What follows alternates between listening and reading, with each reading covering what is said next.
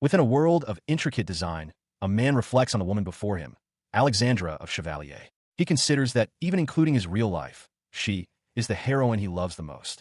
As this thought crosses his mind, she stands before him, a soft, knowing smile on her face. This world is the setting of a mobile game called Engage Hazard, or Inhaza for short. It is a chat-based romance RPG, filled with adventure, comedy, and numerous unique heroines to encounter. Within the game, there is a single, paramount condition for the protagonist to ascend the throne and become the next king.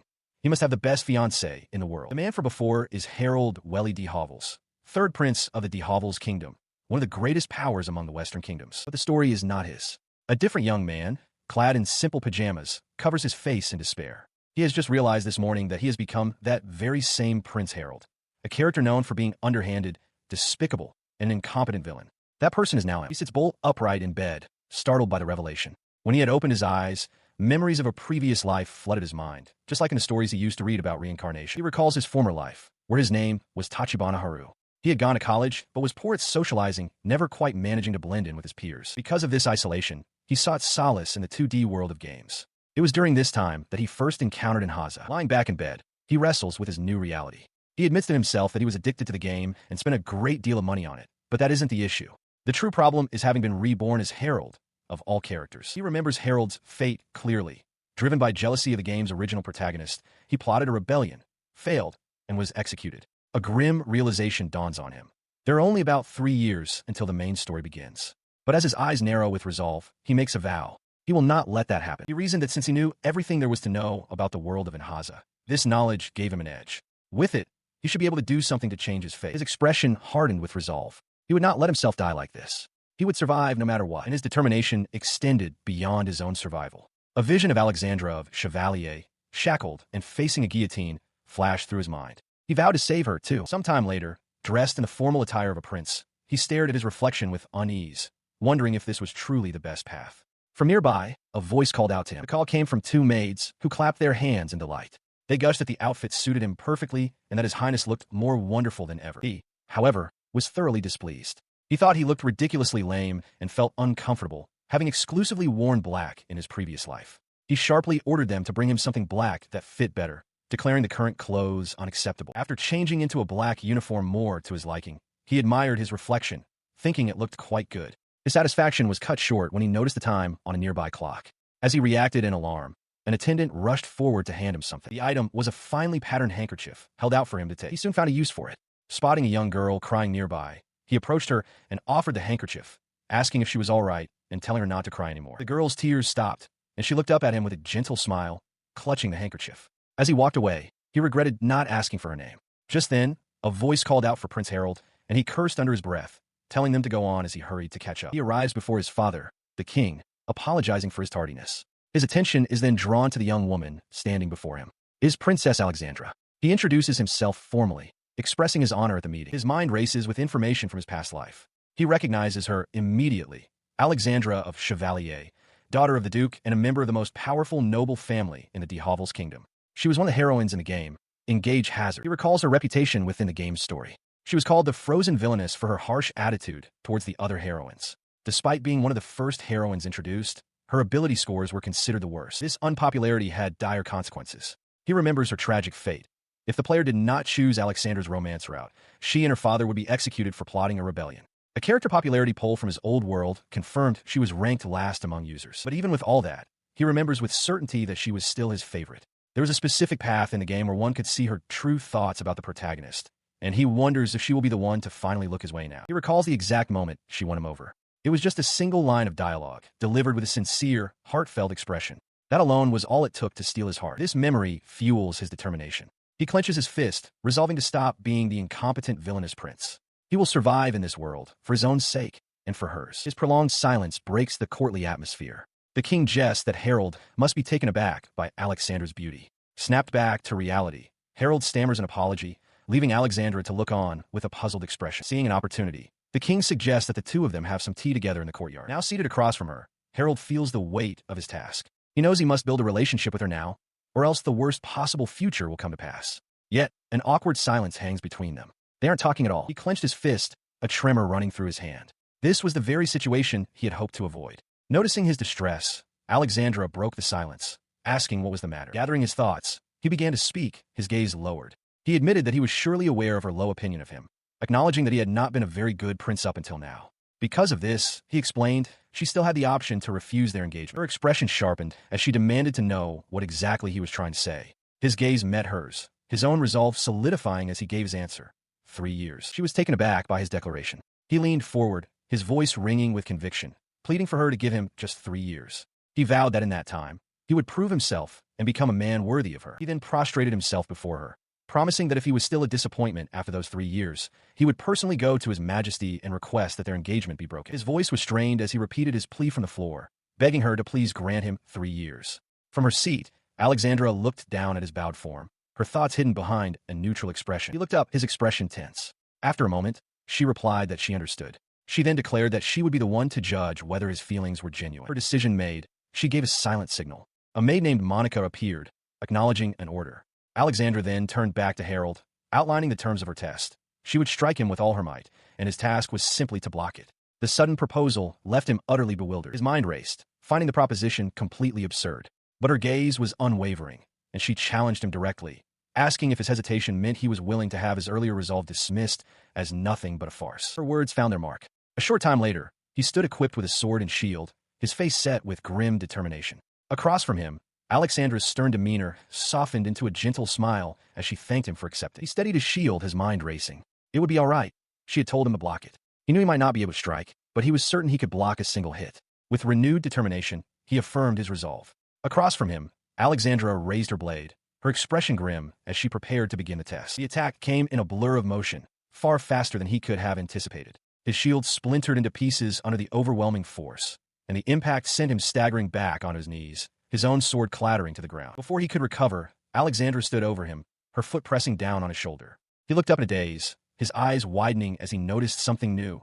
Her eyes were glowing red. He couldn't recall seeing anything like that happen before. Despite his confusion, he conceded the outcome, acknowledging that he had definitely witnessed Her Highness's resolve. A faint blush appeared on her cheeks as she smiled.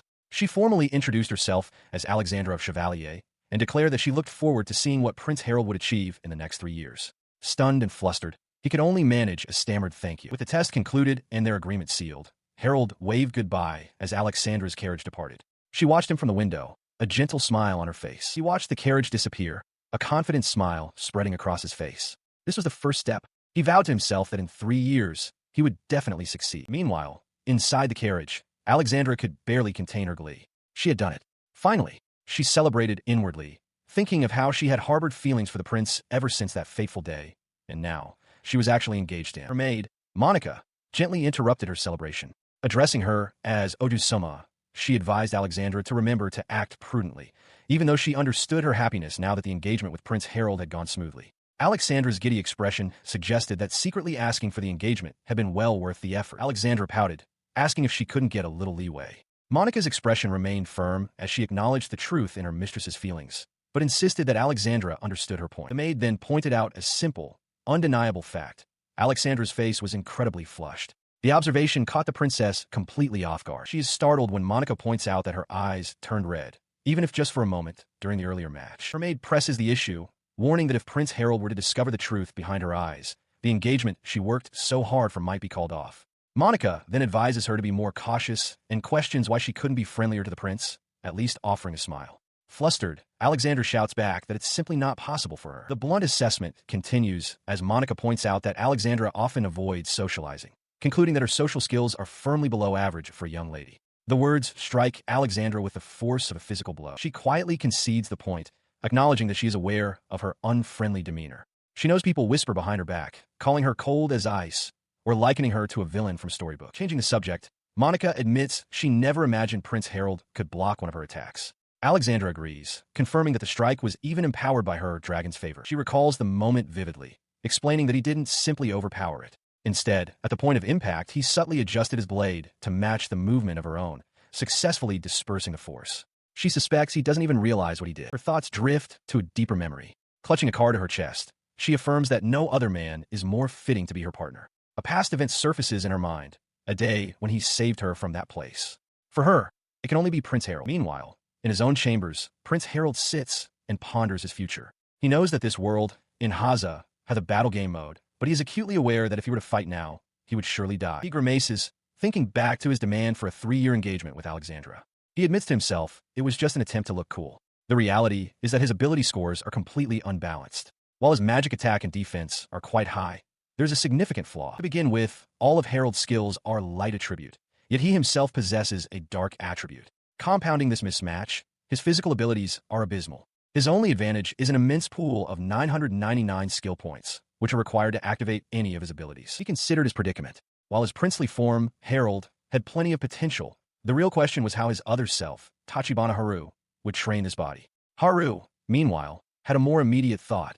He needed to find a weapon. His thoughts were interrupted by a knock at the door. A maid with a severe expression entered, announcing that she would be in charge of looking after him from this point forward. She introduced herself as Marion Seiler. A young woman in a maid's uniform formally introduces herself. She is Marion Seiler, and from this day forward, she will be in charge of looking after Prince Harold. The prince's eyes widen in shock. He recognizes the name instantly, his mind reeling with the question of why a heroine's here when she is supposed to be Wilfred's maid. She continues, telling him to feel free to entrust her with anything he needs. Harold, still processing this unexpected development, can only manage a quiet, hesitant acknowledgement. As she turns and walks away, Marion whispers under her breath, a single thought betraying her professional demeanor. How unlucky. The door clicks shut, leaving Harold's silhouette alone in the room. Alone, a wry smile forms on his face. He reflects on his own nature, an arrogant man who bows to the strong, an incompetent villainous prince. For someone like him, he muses, being treated with such disdain is actually more convenient. His thoughts drift to his true objective, to avoid the attention of the other heroines and live a quiet, peaceful life with his fiancée, Alexandra. This goal, however, is threatened by the current reality. According to the original course of events, Marion was not supposed to become Wilfred's maid for another 3 years. The deviation from the known path sends a jolt of pain through Harold. He clutches his chest, his face contorted in agony as he pleads for his suffering not to be too great. This is a glimpse into his past, a history not depicted in the story he knows as Inhaza. The source of his anguish is rooted deep in his childhood. Labeled incompetent from an early age and constantly compared to his exemplary brothers, he was unable to use the crest of de Hovels, the symbol of the royal family, or any other skills. Despite this, he strove to win his parents' approval, training and studying relentlessly, only to be met with indifference. One memory, however, is sharper and more painful than the rest. The words of his own mother echo through his mind. She told him that if he couldn't even act as a substitute for the first prince, Erdes, then he should at least try not to hold him back. Even now, the recollection feels like it is tearing his heart apart. He sits up in bed, the weight of his mother's words still heavy on him, and tentatively asks Marion for a wash basin. She remains perfectly still and silent, offering no response. A week passes. He reflects on how Marion has completely neglected her duties in that time. Even for the so-called incompetent villainous prince, he considers her behavior excessively disrespectful. To pursue his goals, he makes his way to the castle's training grounds, an empty hall lined with practice dummies and racks of swords. He trains relentlessly, swinging his sword day after day since his memories returned. Yet, he questions if this physical exertion alone can truly make him stronger, especially in a world that, unlike the one in Inhaza, has no system of levels to quantify progress. The path to improving his physical abilities is clear, simple, repetitive training. But a far greater puzzle confronts him. How can he possibly increase his magic power when he is incapable of using any magical skills? A memory from Inhaza surfaces. Weapons of a certain rarity possess their own unique skills. The realization dawns on him. The only way forward is to train with a weapon that already has a magical skill embedded within it. He scans the armory, convinced there must be a weapon with a magic skill among them. If he can find one, he might finally be able to train his latent magical abilities. However, another thought gives him pause. His shoulders slump as he faces a harsh reality. Before chasing magical power, he must first focus on maximizing his meager physical abilities. He reasons that perhaps things will improve then, and, at the very least, it could be useful in an emergency. With renewed, if reluctant, purpose, he begins his physical training once more, swinging his sword with all his might. From behind him, Marion watches with a dismissive sound, unimpressed. Suddenly, a bucket clatters down onto his head, interrupting his swing.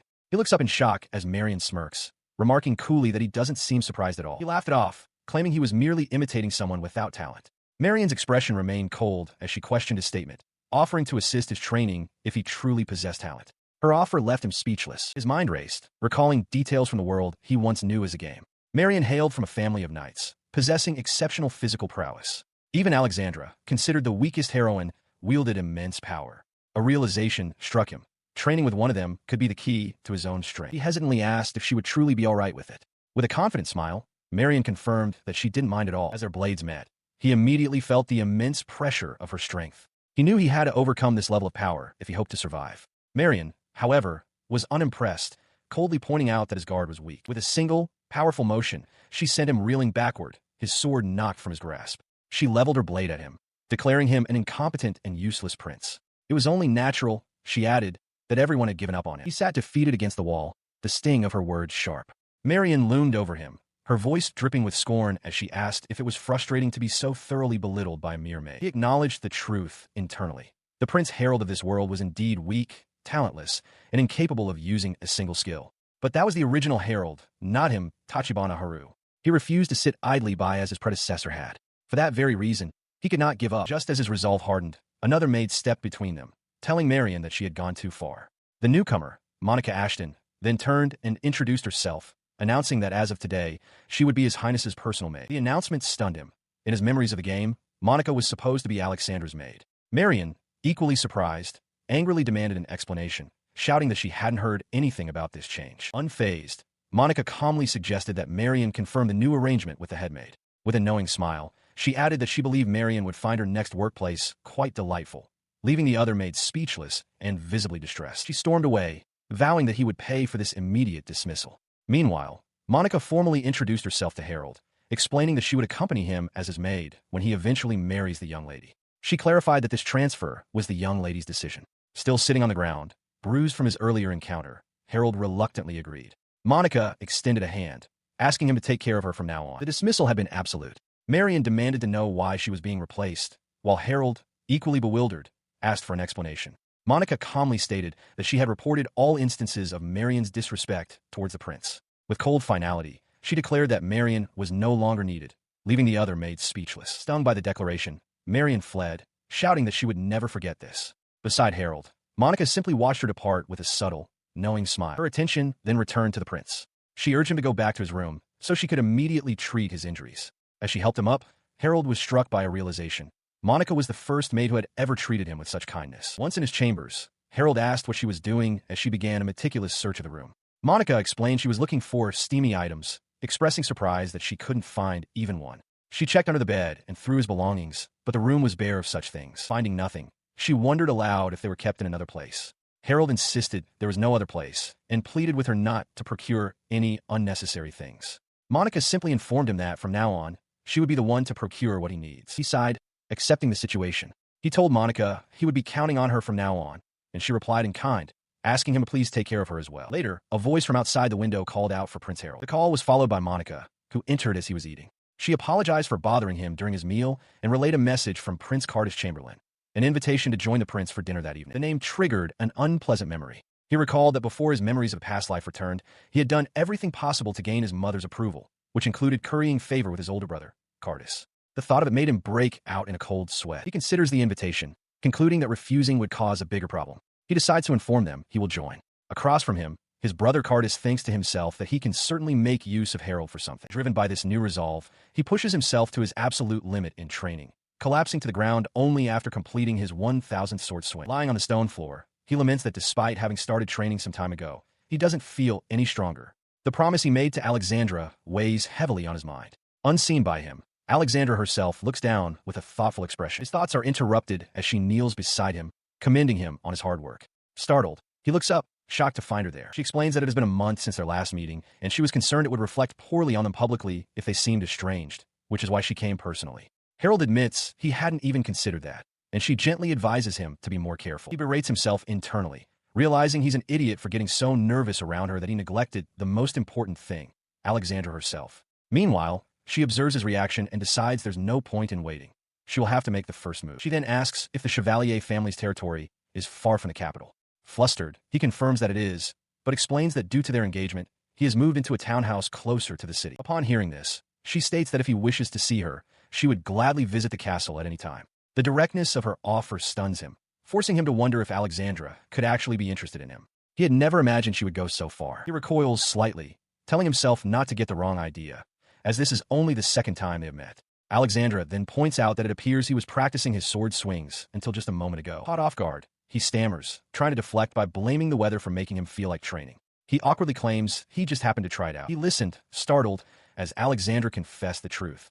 Her actions were all to gain his approval. She admitted that she wished she could say so honestly, but this was the only way she could express it. Her words triggered a memory from a month prior, a time when he was told that as someone with no talent, no amount of effort would ever earn him acknowledgement. The recollection left him stunned in the present. The memory was of the promise he had made. Alexandra's voice echoed from the past into the present, asking if he was still doing his best to keep it. Faced with her question, he lowered his head, confessing that he had no talent and had not been putting in any real effort until now. He resolved that for the next 3 years, he would have to work harder than anyone else to remain her fiancé. His declaration was met with an unexpected offer from Alexandra.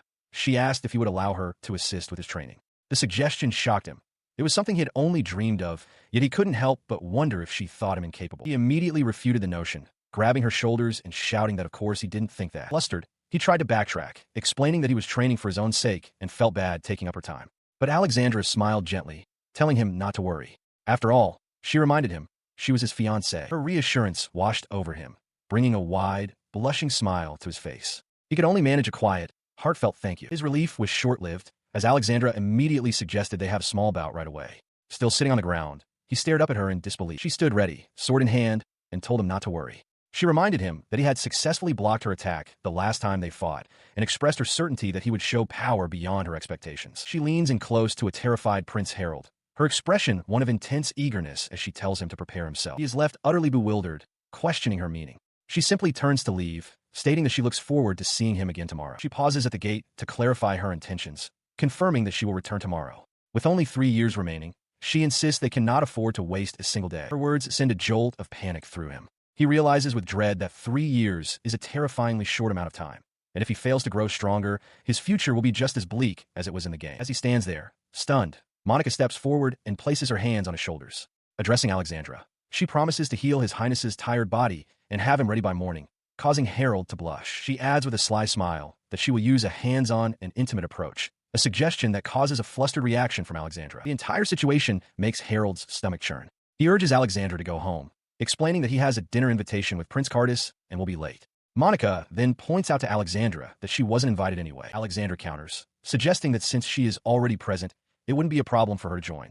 Monica, however, shuts down the idea with a firm and unequivocal no. Frustrated by the refusal, she points an accusatory finger at a startled Prince Harold, demanding that he must tell her everything that happens at the dinner when she arrives for their training tomorrow. He nervously agrees. With his compliance secured, Monica takes charge, ushering him towards the door and telling His Highness to get ready. He acknowledges her instruction as they head inside. Upon arriving for the dinner, Harold finds the other prince already seated, his gloved hands clasped together. The prince states simply that he has been waiting, prompting a flustered Harold to immediately apologize for his tardiness. His apology hangs in the air as he looks upon the man's composed, confident face. A sudden, chilling realization strikes Harold as he identifies the imposing figure before him, Cardis Welly de Hovels, the first prince of the de Hovels kingdom. The first prince, Cardis Welly de Hovels, is a man of immense capability. He already handles political matters of national concern, making him the leading candidate to become the next king. However, despite the great power he holds through the crest of de Hovels, he is cold and devoid of humanity. He would surely stand in the way of his younger brother. He thinks of Harold as a useless little brother. Even so, Harold had once tried to act as his flunky, desperate to be acknowledged. He believed that if Cardis became king, his own mother would finally be seen for who she was, not just as a concubine. But that was all just a dream, a memory of the past. Now, in the present, Harold is bewildered.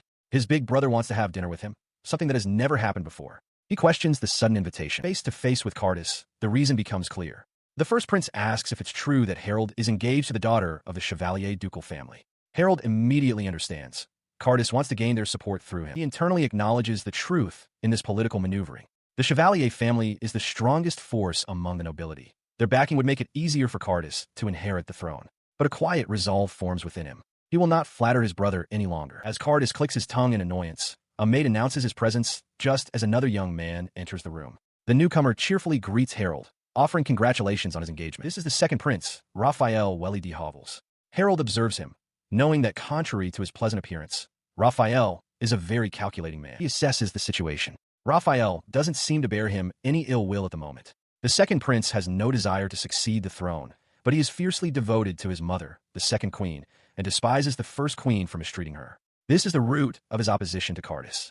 Harold concludes that he'll be safe as long as he behaves. The pleasantries cease as Cardis turns to his brother with a sharp gaze. He asks Raphael directly if he came only to congratulate Harold. With a placid smile, Raphael counters, asking if there's some other agenda. As Harold sits stiffly at the table, Raphael cheerfully remarks on his engagement to the daughter of the Chevalier ducal family, calling it amazing and wishing he could find such a partner for himself. Harold, looking deeply uncomfortable, can only manage a terse agreement. His older brother Cardus scoffs at the notion, dismissing it as a farce. He reveals that he heard from the king and Queen Rosemary that Harold's proposal to the Duke of Chevalier was, in fact, gracefully rejected. The news leaves Harold wide-eyed with shock. Raphael interjects, musing that he would have acted more proactively had he known. He then turns the tables on Cardus, pointing out that his older brother also coveted an engagement with the Chevalier's daughter and was even prepared to break off his current engagement to secure it. Cardus calmly admits that this is true. The realization dawns on Harold with sickening clarity, his face falling into shadow. He understands now that his brothers view their fiancées as nothing more than tools to be used in their ascent to the throne.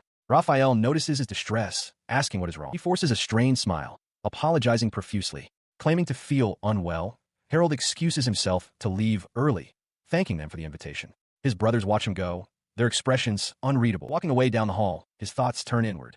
He reflects that ever since regaining the memories of his past life, the very concept of common sense in this world has been warped beyond recognition. Even if treating women as mere tools for success is considered normal here, he internally vows that he will not become that kind of person. A painful memory surfaces. In the world of the game, the character of Harold, desperate for recognition from his mother and brother, had hurt his beloved Alexandra. An image of her, looking pained and clutching her chest, flashes through his mind. Clenching his fist, he solidifies his resolve. He will fight against that predetermined fate, not just for his own survival, but for the person he loves. He is determined to never see that sorrowful expression on Alexandra's face ever again. As he turns to depart, a voice calls out, "Big brother." Standing before him is the fourth prince, Wilfred Welly de Hovels. Harold recognizes him instantly as the protagonist of Engage Hazard, the one without an attribute, forsaken by God. He is known by another, less flattering title, the Tainted Prince, a name given to him because his mother was the king's mistress. He approaches Harold, stating that he heard about the engagement and came to offer congratulations. Harold, taken aback, can only wonder if his brother is sane. He recalls how, as the incompetent villainous prince, he had consistently mistreated Wilfred. His brother smiles warmly, confirming his congratulations. The friendly gesture is so unexpected that Harold internally panics, wondering if this is some kind of reconciliation route from a game that he was unaware of. The sight of the woman behind Wilfred brings a sudden, jarring realization. It is Marian, who has now become Wilfred's maid. Harold understands now why she had been so angry with him before. He observes that Marian's demeanor is completely different from when she served him. He muses that the way people treat Wilfred is even worse than how they treat him, and perhaps it's only natural for a heroine to be drawn to the protagonist. His thoughts are interrupted when Wilfred speaks, saying he must thank Harold for Marian as well. His brother explains that since Harold's engagement led to her dismissal, Marian has become his personal maid, something for which he is truly grateful. Marian blushes, affirming that thanks to Harold, she was able to serve her true master. As they walk away together in what appears to be a training yard, Harold watches them go. He comes to a quiet, firm conclusion. It seems he has no option to get along with the protagonist after all. Later, Harold recounts the entire frustrating encounter to Alexandra. Catching his breath, he listens as she fumes, declaring it outrageous that the Tainted Prince and a maid from a fallen family would treat him with such disrespect. After Harold tells her calm down, she becomes serious, stating that the best way to solidify their engagement is for him to become as strong as possible, as soon as possible. She suggests that finding a weapon better suited to him should be his priority. Harold considers this. In the world of the game, his original weapon was a spear. But now, for his own path, he has decided on something else. He will use a shield. He announces that the weapon he has chosen, after brooding over it for the past month, is a shield. Alexandra listens, her expression thoughtful as she processes his unconventional choice. She listens as Harold explains his choice. He recalls that in the game, in Haza, the shield was a weapon for characters with low defense who relied on magic. However, the true, deciding factor for him was much simpler. His most beloved person had praised him for it. Her smile is gentle as she calls it a wonderful choice. She assures him that one day, he will surely be known as an impregnable fortress. Moved by her words, he takes her hands, his face flushed with determination. He vows that he will definitely make her stronger. Taking his vow as a cue, Alexandra declares their break over. She announces that his shield training will begin right away, much to his sudden dismay. He can only plead for her to be gentle. 3 months of grueling training pass. Harold lies on the ground, utterly spent, gasping for breath. Alexandra, though winded herself, commends his vast improvement, stating that with his current skill, no ordinary person could inflict even a single wound upon him. He feels as though he might melt from exhaustion. Despite undergoing hellish training day after day, from being chased by demonic beasts to climbing the palace towers, he internally laments that he still cannot block even 20% of her attacks. She tells him to be more confident. With a hint of pride, she reveals that even among the skilled members of the Chevalier family, only Monica is capable of blocking her sword, and even then, only a fraction of the time. This news brings a smug look to Harold's face. His smugness quickly fades into concern. He asks if it is truly all right for her to dedicate every day to his training, worried she might be neglecting her own lessons. Alexandra simply tells him not to worry about it. He presses the point, reminding her not to underestimate a former college student, referencing his past life's knowledge about the importance of academics. Caught off guard, she can only hesitantly agree. With that, Alexandra announces the end of their training for the day, instructing him to take care of the equipment tomorrow. From his collapsed position on the floor, Harold can only muster a tired agreement. He watched as Alexandra, still in her training attire, noted that her breastplate had been essential. As she turned to go get changed, his eyes inadvertently followed, catching him by surprise. His flustered reaction did not go unnoticed. Marion appeared beside him, whispering with a sly smile that it seemed he was in for a very productive night, causing him to cry out in shock. A short while later, as Marion served tea to Alexandra, he sat stewing in embarrassment, thinking to himself that only a certain kind of person would say such a thing. Marion, meanwhile, simply giggled to herself. Once composed and changed into his formal attire, Harold announced his intention to find a shield that suited him. When Alexandra inquired further, he declared with unwavering confidence that the most fitting shield for him was the jet-black shield, Kasparig, startling both her and Marion. Her expression grew serious. Alexandra spoke frankly, explaining that Kasparig is an item obtained by defeating a demonic beast on Morn Island. She warned that not even 1,000 soldiers would be a match for it, and pleaded with him to reconsider, stating that with his current abilities, he would only be throwing his life away. He remained resolute, insisting that Kasparig was the only choice. He explained that it was the highest rarity shield he could use, obtainable by defeating the mid-boss of the same name. He detailed its unique skill, Snatch, which allowed for long-range attacks with Claws of Darkness, could steal items, and possessed a high instant death activation rate. He acknowledged that he was asking the impossible and couldn't succeed without their help. But before he could finish, Alexandra interrupted, her voice filled with emotion. It wasn't the difficulty of the request that troubled her. She was simply worried about it. Her earnest concern left him momentarily speechless, a tense silence settling between them. With a heavy sigh, she relented. She agreed to help, but on 2 conditions. He was not to attempt the impossible, and in battle, he must follow her orders to the letter. Overjoyed, Harold immediately accepted her terms, and so their quest began. The trio arrived on a lush, tropical shore. Shielding his eyes from the sun, Harold surveyed the landscape, confirming their arrival on Morn Island. He and his companions are immediately confronted by a small, spiky black cat. It declares that from this point on is the boss's territory, threatening to kill them if they dare take another step forward. His eyes widen in realization, suspecting this creature might be Kasparig. Alexandra, however, is filled with doubt, remarking that Kasparig is supposed to be a large lion, not a lovely little kitten. Marion quietly agrees. The cat bristles at their skepticism, puffing up its chest and insisting that the boss is incredibly strong and frightening, demanding they tremble in fear. Ignoring its bluster, he swiftly scoops the creature into his arms. The cat yelps in surprise, demanding to know what he's doing as he holds it close and asks directly, "Are you really that Kasparig?" The creature, now confirmed to be Kasparig, smirks, acknowledging that they saw through its disguise. Harold cuts to the chase, asking what it knows about the jet-black shield of the same name. Its expression turns cunning. Kasparig offers to share information, but only if they perform a task for it first. They must tear apart a scoundrel that has encroached upon its territory. Harold, however, flatly refuses the deal. When a shocked Kasparig asks why he would refuse when he wants the shield, Harold coolly replies that he has a mountain of things he wants, implying this task is not worth his time. His rejection causes the cat's confident facade to crumble. With drooping ears, Kasparig reflects on its own legend, realizing that for a demonic beast so feared to resort to asking humans for help, something must have happened that is truly beyond its control. As the beast despairs, Alexandra confers with Marion. She states firmly that what is important to her is her own life and the lives of those she holds precious, adding that she has no leeway to care about the needs of a demonic beast. Marion then proposes a compromise. She believes it would be best to first investigate this scoundrel to see what they are up against. She confidently assures Alexandra that with the 2 of them together, no monster poses a risk, and they can retreat immediately if it proves too dangerous. Harold is stunned by the suggestion, while Kasparig appears to agree with the plan. They followed the small cat, who announced that their quarry was just ahead. Before them lay a grotesque, fat sow. The color of its body was a pure, snowy white, but in stark contrast, its eyes had been crudely sewn shut. As they took in the sight of the creature, the remains of a sacred beast, once a divine messenger, now known as the gluttonous beast, Hinwan, Alexandra immediately urged Prince Harold to retreat. But before they could act, Kasparig lunged forward with a cry of vengeance, vowing to avenge its mother. The small cat was swatted aside, letting out a pained yell. He watched the small beast fall, his mind racing. What should he do? If he abandoned Kasparig, he wouldn't get the shield, and his entire survival plan would be back to square one.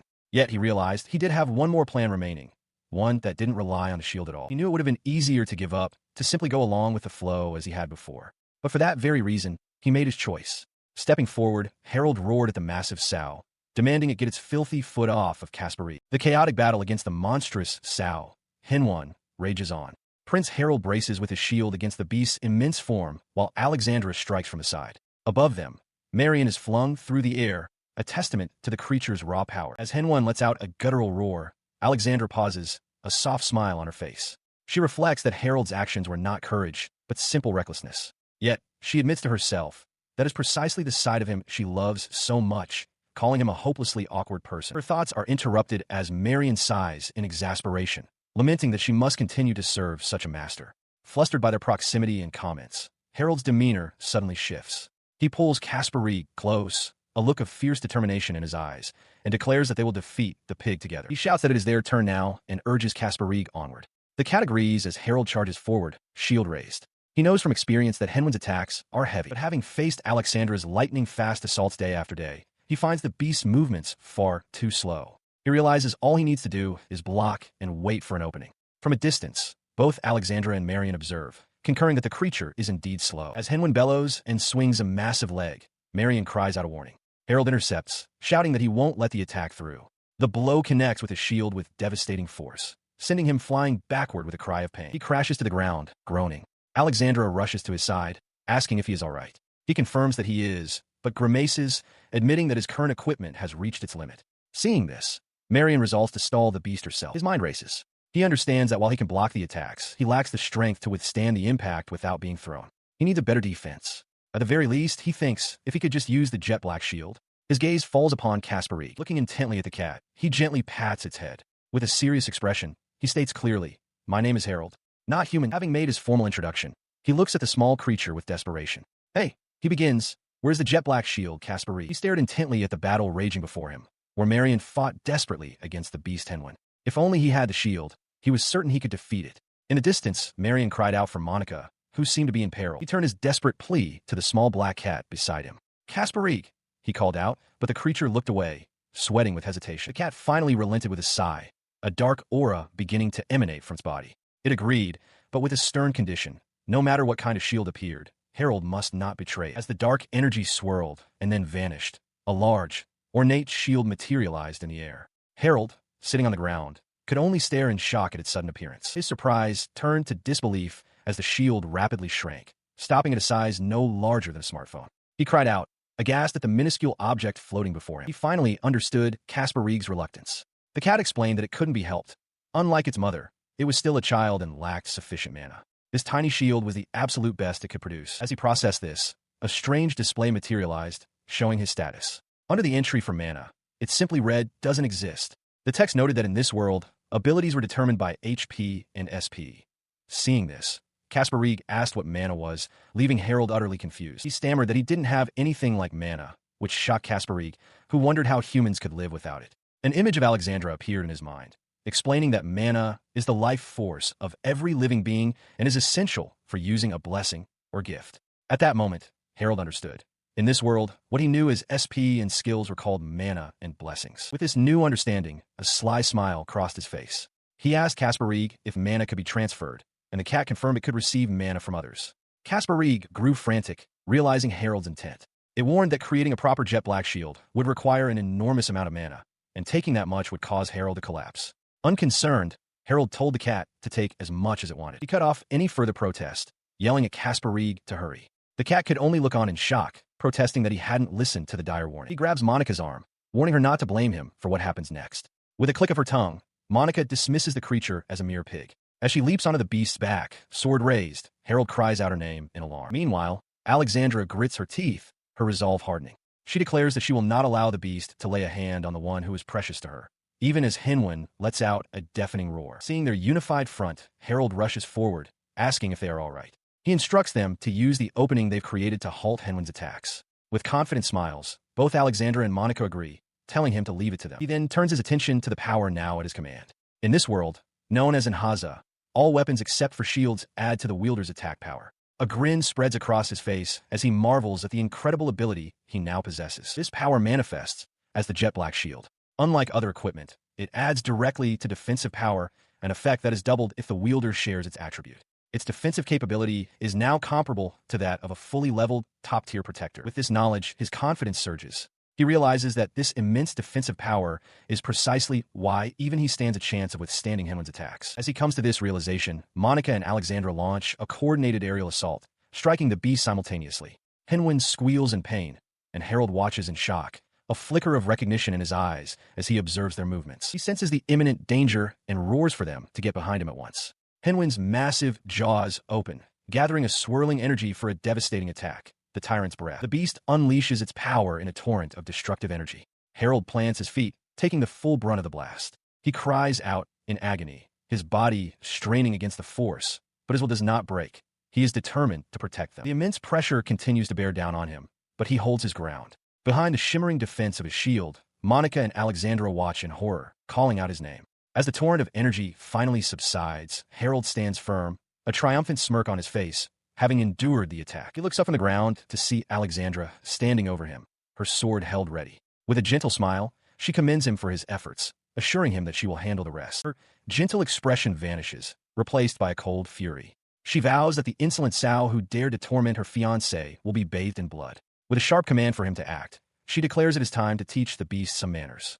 Harold stares, taken aback by the sudden, intense shift he sees in her eyes. In an instant, she lunges, her blade flashing through the air. A deep gash opens across Henwen's side, and dark blood erupts from the wound as the beast recoils. As the massive beast lies bleeding on the ground, Harold turns his attention to the task at hand. He calls out to Caspar Rieg, declaring that it is time to avenge his mother. The black cat materializes before him, questioning how this is possible. Caspar Rieg explains that the power sleeping within Harold is his own.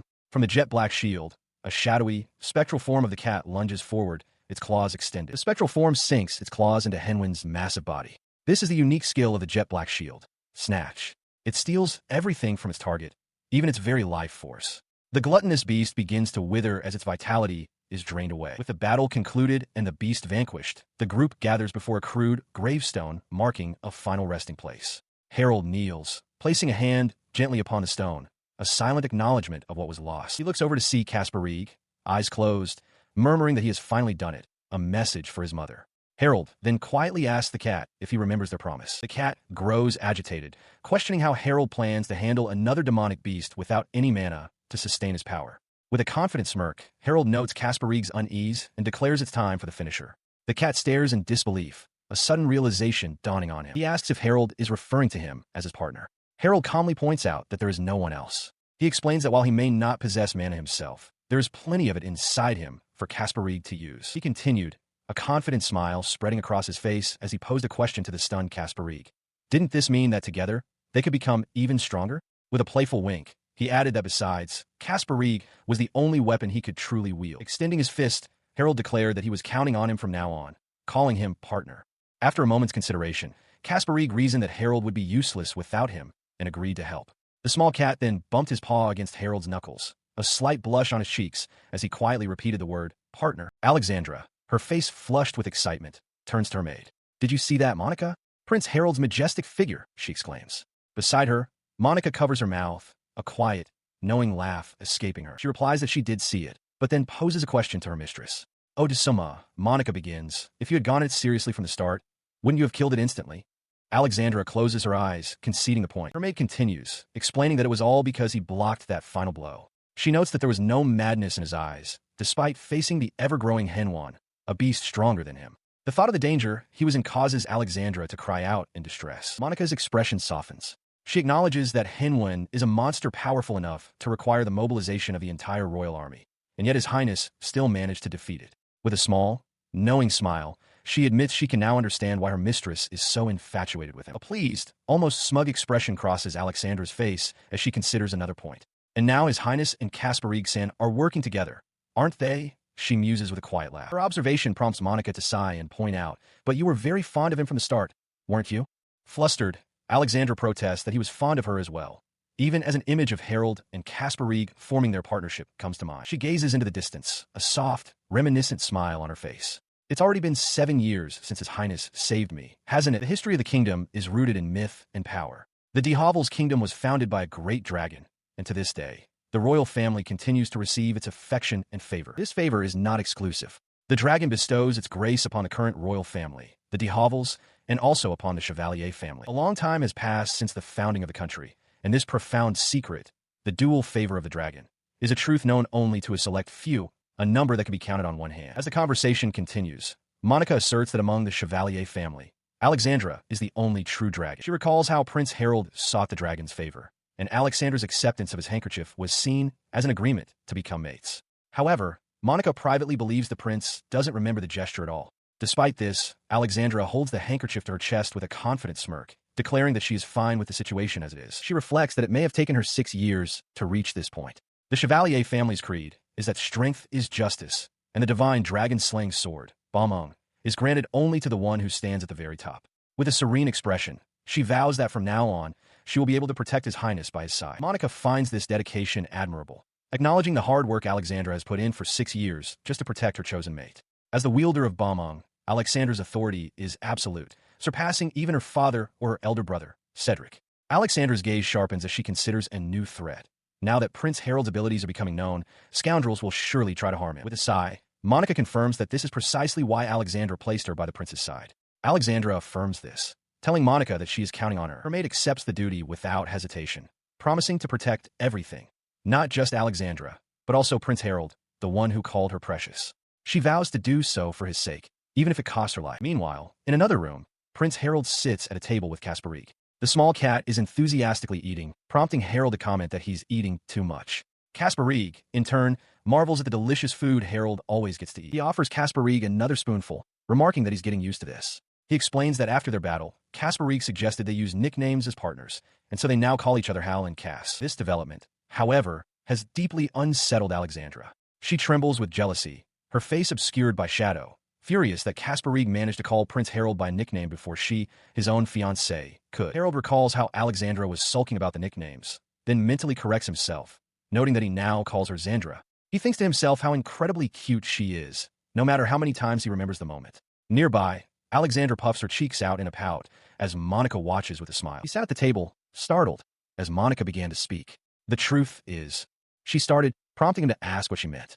Kasparig sat beside his plate, observing. The news sent him stumbling backward, Kasparig clinging to his back for dear life. He stammered in agreement as Alexandra, now with him, calmly processed the information, musing aloud about a party hosted by the Marshall family. He began to protest, but she continued her explanation. The Marshall ducal family, she elaborated, was founded by the previous king's younger brother who had renounced his royal status. Tracing their roots, they were formerly royalty, making it impolite to refuse their invitation. Despite her reasoning, he threw his head back in despair, wailing that he did not want to go. His primary fear was encountering Cardis there. The situation was further complicated by a crucial fact. Frederica, the eldest daughter of the Marshall family, was also Cardis's fiancée. She then revealed, with a hint of bashfulness, that she had also received an invitation. It appeared the Marshalls wished to meet them together, now that their engagement was known. With a determined look, she declared her excitement to meet her future siblings-in-law, much to his surprise. He slowly began to understand. So that's it, he murmured, realizing it was natural for them to be curious, given that they were all expected to live in the royal palace as family in the future. Seeing his contemplation, Alexandra asked what his decision would be. As he considered his options with arms crossed, she made her own position clear. She stated firmly that they should attend. More than just a social obligation, she wanted to confirm for herself just what kind of person Frederica was. Harold's mind races, his face flushing crimson. He processes the situation in a panic. Xandra is inviting him to a party, and she wants him to be her escort. The implication of it being a date sends him into a flustered spiral. He struggles to form a coherent sentence, stammering as he tries to ask if she would like to go with him. Overwhelmed but determined, he decides to push through his nervousness and just say it. In response to his hesitation, Alexandra firmly grasps his hands, her own face blushing as she insists they should absolutely go together. Harold can only manage a meek agreement. Internally, Alexandra berates herself for her awkward invitation, calling herself an idiot. Later, dressed in his formal princely attire, Harold stands beside a waiting carriage, a worried expression on his face as he wonders if this is truly all right. In the background, Monica announces that she will be off. As he stands by the open carriage door, a voice calls out his name, stopping him in his tracks. He turns, his eyes wide and his face still flushed with nervous anticipation. The voice belongs to Alexandra, now dressed in a breathtakingly elegant gown. She smiles gently and thanks him for coming to pick her up. Struck by her appearance, Harold is momentarily speechless, thinking to himself that her cuteness is simply to die for. Inside the carriage, however, the atmosphere has grown heavy. Alexandra sits with her head bowed, tears streaming down her face, while Harold looks down in silence, a somber expression on his own. Breaking the tense silence, Harold leans forward with a gentle smile, calling her name. He presents a small, wrapped box, offering it to her as a memento for their evening together. She looks up, her expression softening as she takes the box. She asks if she might be allowed to open it right away, and Harold gives his immediate, cheerful consent. Alexandra opens the gift to reveal a stunningly beautiful and intricate hair ornament, sparkling in the light. Her eyes widen in wonder, and she whispers that it's beautiful. She touches the new ornament in her hair, asking if it suits her. Harold, blushing, explains that he chose it because the color reminded him of her eyes. Overcome with emotion, she covers her face with her hands. Her gratitude is sincere as she thanks him for such a wonderful hair accessory. He stammers in reply, insisting that it suits her very well. He watches her, internally questioning if she truly likes the gift. He thinks to himself that he's glad he asked Monica for help, admitting his own lack of fashion sense and recalling that she had said some rather harsh things about his initial ideas. Her warm smile provides the answer he was looking for. A profound realization washes over him. She has accepted him, the one known as the incompetent, villainous prince. She clarifies that her feelings are not simply because she is his fiancée. That alone isn't enough to explain it. She feels she has already received so much from him. In response, Harold quietly asks why she would ever accept someone like him, but quickly dismisses the question as a joke, claiming he lacks the courage to truly ask. The intimate moment is interrupted as she announces their arrival. With a small smile, she asks him to take her hand, and he accepts with a quiet thank you. They step into a grand hall, bustling with people. Harold observes that, as expected of the Marshall family, the guest list is quite extensive. Around them, other attendees begin to murmur, wondering about the identity of the mysterious person accompanying the princess. His gaze sweeps across the room and lands on a familiar face. He is surprised to see the fourth prince, Wilfred, and wonders what could have brought him here. Noticing his sudden tension, Alexandra asks if something is the matter. He reassures her, advising that there is no need to interact with Wilfred. He promises that if his brother says anything, he will simply let it slide, so she shouldn't worry. Just then, an attendant announces the entrance of the first prince, Cardis, and Frederica Marshall. The woman, Frederica, is revealed to be one of the heroines from Manhwa, and Harold internally marvels at her beauty. Alexandra misinterprets his stare, assuming he has a preference for such women, a notion he hastily denies. Frederica approaches them, thanking them for their presence before turning her full attention to Alexandra, expressing her pleasure at finally meeting her. At the party, Frederica Marshall approaches Harold and Alexandra. She notes that she heard the two of them had gotten engaged. As Alexandra gives a polite bow, Harold formally thanks Frederica for the invitation. Frederica acknowledges this, stating that Alexandra managed to get engaged to a very wonderful person, and it's all thanks to her. However, her expression twists into a malicious smile as she adds that seeing how rude Harold was to her earlier makes her feel like being a little mean. Alexandra flinches at the sudden change in tone. With a light laugh, she excuses herself, claiming to be in the middle of greeting another guest. As she departs, Harold mutters a quiet thanks, prompting a confused Alexandra to ask what he is thankful for. Their exchange is interrupted by a new voice. Monica, standing beside the fourth prince, Wilfred, addresses Harold familiarly as Big Brother Harold. Harold turns to face them, bluntly asking what they want. Wilfred replies smoothly that he saw Harold from afar and simply came to offer his greetings. Dismissively, Harold tells him to enjoy the party and not to mind him, but Monica asks him to wait. Wilfred leans in closer, a sly smile on his face, and pointedly asks if Harold isn't the least bit curious as to why he was invited. Harold, looking annoyed, insists he has no particular curiosity and attempts to lead Alexandra away. The tense atmosphere prompts Alexandra to intervene. Looking downcast, she asks Harold to excuse her for a while, stating her need to go freshen up. Wilfred and Monica watch her depart with unreadable expressions. He watches her walk away, agreeing to her request. Internally, Harold notes with concern that Alexandra's mood has clearly changed ever since Wilfred appeared. He continues to ponder the situation, acknowledging that she has always been difficult to discern. A troubling thought crosses his mind. He wonders if it's possible she will fall for Wilfred, just as she did in Ironhaza. His thoughts are cut short by the arrival of yet another brother. Cardis approaches with a smirk, remarking that Harold has been caught by him, of all people, and asking if he has been enjoying himself. He is immediately questioned by his brother, Cardis, who casually asks if he is aware that their other brother, Wilfred, is also in attendance. Before Harold can fully react, Cardis laughs and reveals a surprising truth. The king himself had asked him to bring Wilfred into his faction. The news visibly shocks him. Cardis continues to explain that His Majesty was concerned about Wilfred's circumstances, noting that he doesn't have a proper place in the palace. He lays out the political strategy, explaining that the king cannot openly support Wilfred because of Alexandra's mother. Therefore, the king chose Cardis to act as a shield, placing Wilfred under his protection so that no one would dare to move against him. Cardis adds that the purpose of the party is to make this new arrangement public. He then slyly questions Harold, noting that he was unusually slow to respond to the Marshall family's invitation this time, and that he had assumed Harold already knew what was happening. Leaning in close, he whispers that from now on, Harold should also start taking care of their pitiful little brother, as is his duty. With a final farewell, he turns to leave. As his brother departs, Harold's attention snaps to Alexandra, who calls his name. He sees her looking unwell as her maid, Monica, asks if something is wrong. A flurry of thoughts reveals the shared confusion over the king's motives. Cardus admits he doesn't understand the high-risk move, and Alexandra wonders what their father could be thinking. Harold, however, concludes that the king must have struck a deal and seems to be enjoying the situation. Back in the present moment, Alexandra asks him directly how he plans to interact with Wilfred from now on. Internally, Harold's mind is already made up. He will do nothing. His face hidden by shadows, he internally declares that whatever his brother and Wilfred do is none of his business.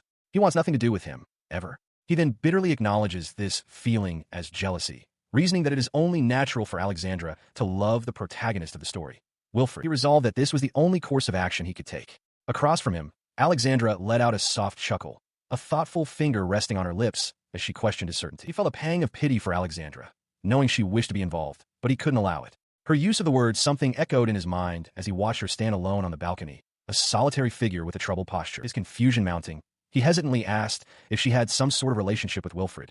Alexandra's demeanor hardened instantly. She confessed that the person she despised most in the world was Wilfred, declaring that even tearing him limb from limb would not be enough to satisfy her hatred. Her voice dripped with venom as she spat that Wilfred was absolute scum. The sheer intensity of her fury left Harold speechless, only able to stammer out a question of why. He recognized the look on her face. It was the same one she wore just after the protagonist had condemned it. The rage vanished from her features as quickly as it had appeared, replaced by a serene smile. She gently asked if he, Halsema, perhaps remembered that day from 7 years prior. He could only stare back, still processing the sudden shift. She proposed they speak of the past, of a story from that day, 7 years ago. With her eyes closed, she recounted how on that day, he had saved everything that mattered to her, her mind, her heart, her dignity, and her very soul. As she spoke, he looked down at their hands, now clasped together on the balcony railing. 7 years in the past, a young Alexandra lived a quiet life. Frail since childhood, she spent her days confined to her home, gazing out the window. While other children of her age played together, her only adventures were found within the pages of books, exploring fantastical worlds through stories. Then, one day, her father approached her with a troubled expression, delivering unexpected news. She would no longer be brought to the royal palace. He explained that King Behovels had proposed her as a candidate for his son's fiancée. Her father had tried to refuse, citing her delicate health, but his pleas were not heard. Hearing this, young Alexandra looked down, apologizing for being a burden, before looking up with a gentle, tearful smile. In the present, Alexandra recounts this memory to Prince Harold. She confesses that, at the time, the thought of visiting the capital for the first time was even more exciting than the prospect of meeting a prince, making her heart pound. Returning to the past, a maid attends to the young Alexandra, who stares at her reflection in disbelief. Dressed in a boy's checkered vest and shorts, she questions the attire. The maid simply confirms that these are her lady's orders, leaving Alexandra to wonder why she must dress this way to meet her potential fiancé. The older Alexandra explains the peculiar strategy to Harold. She reveals it was her father's idea, believing that if she were disguised as a boy, the princes would be less likely to take any notice of her. Upon arriving at the royal palace for the first time, young Alexandra is completely mesmerized by its splendor. The glittering halls are beyond anything she had read about in her books. Forgetting her father's warnings, she steals away to explore the vast palace on her own. She wanders deeper, feeling like the hero of a story. But as she proceeds down a long, empty corridor, the lack of people becomes unsettling.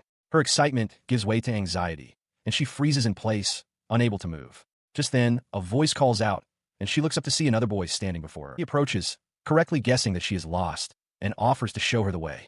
Startled, Alexandra scrambles to her feet, flusteredly insisting she is fine and can stand on her own. She shakes her head vigorously, denying that she was lost. The boy calmly asks for her name. After a moment of hesitation, she gives her answer, Alex. He looks at her thoughtfully, seeming to accept the name without question. The prince with light hair stops the child, who is walking away, and calls out for him to wait. He then introduces himself as Harold Welly de Hovels, the third prince of the nation, as the real, dark-haired Harold looks on from a distance. The child, Alex, continues to search anxiously, realizing with dismay that he can't find who he's looking for and feels he's only getting farther from his starting point. The prince who called himself Harold watches him, humming thoughtfully, his worry growing. Alex explains that he feels like he's been walking for over half an hour. He tells the prince that his father is supposed to be in the room the king always uses for audiences with the nobility and begins to question if they are truly heading in the right direction. The prince, however, smiles with confidence. He reassures Alex that his own father is there as well, so there can be no mistake. Stopping before a large door, he declares that this is the place and, with a charming grin, invites Alex to open it. Calling out for his father, Alex throws the heavy door open. The sight that greets him causes him to freeze instantly, his face a mask of utter shock and disbelief. A young boy with short, light-colored hair weeps in distress. From a doorway above, another child's voice taunts him, calling him a fool and addressing him as Your Highness Harold. The voice then gives a command. Listen well, his name is Harold, and if he is to resent someone, he must resent Harold. He pounds on a heavy wooden door, pleading for it to be opened. Realizing he's been tricked, he collapses in his sobs, crying out that this was not supposed to be a game and that he hates princes. Alone in the dark room, he wonders what to do.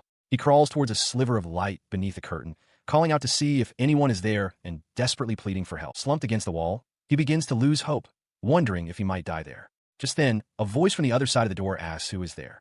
The boy scrambles to his feet, explaining that he's been locked in and begging for help. The voice, belonging to a young Harold, tells him to wait and to move away from the door. A moment later, a deafening metallic clang reverberates as the door shakes violently. The boy watches, wide-eyed and startled, as Harold begins to force his way in from the outside. The door finally bursts open, revealing Harold peering into the room with a concerned expression. He asks the boy, who is still kneeling on the floor, if he is all right. Overwhelmed with relief, the boy rushes forward and embraces Harold, sobbing that he was terrified. Harold, though taken aback, gently pats his back and apologizes, saying he wishes he could have come sooner. After they have both settled down, Harold asks if he's feeling calmer. The boy nods. Harold offers him a handkerchief, assuring him that he doesn't have to cry anymore. After a quiet thank you, Harold gently prompts him, asking what exactly happened. The boy begins to recount his ordeal, his head bowed. He explains that he had been told to come to this room, and as soon as he entered, he was locked inside. He continues, his voice filled with the memory of the event. He tells Harold that the last thing the person said to him was, "If you are to resent someone, resent this Harold." He stood in contemplation, a finger resting on his cheek, as Raphael posed a question. Did he know of Lord Harold? The young prince seemed to search for the right words, murmuring aloud as he considered how to answer. His contemplation was shattered by a sudden, jarring realization. With a wide, unnerving grin, he declared that his own name was, in fact, Harold. The revelation struck Raphael with immense force, leaving him utterly flabbergasted and shouting in disbelief. Before Raphael could process the statement, his shock turned to terror. He screamed as a massive wooden crate, dislodged from somewhere above, plummeted directly towards the unsuspecting Harold, who looked up just as it was about to crash down upon him. Beneath the collapsed structure, a young boy with short blonde hair notices Harold de Hovels is unwell, asking what's wrong. Harold, sweating and grimacing in pain, dismisses his concern, insisting it's nothing. The boy covers his mouth in shock as Harold struggles to reassure him. While in the background, the boy's father watches with a knowing smile. The man rushes forward, calling out for Alexandra and asking if she is there. Seeing the two trapped, he asks if they're all right. His son immediately calls out to his father, pleading for him to quickly help Harold. After being freed, the father asks if they are both okay. Harold, now standing and appearing perfectly fine, cheerfully announces that he will be going. The boy is stunned, pointing out that Harold was just injured. He then runs into his father's arms. His son questions why he is letting Harold leave, but the man simply tells him to let it be. Sometime later, Harold stands with Alexandra on a balcony.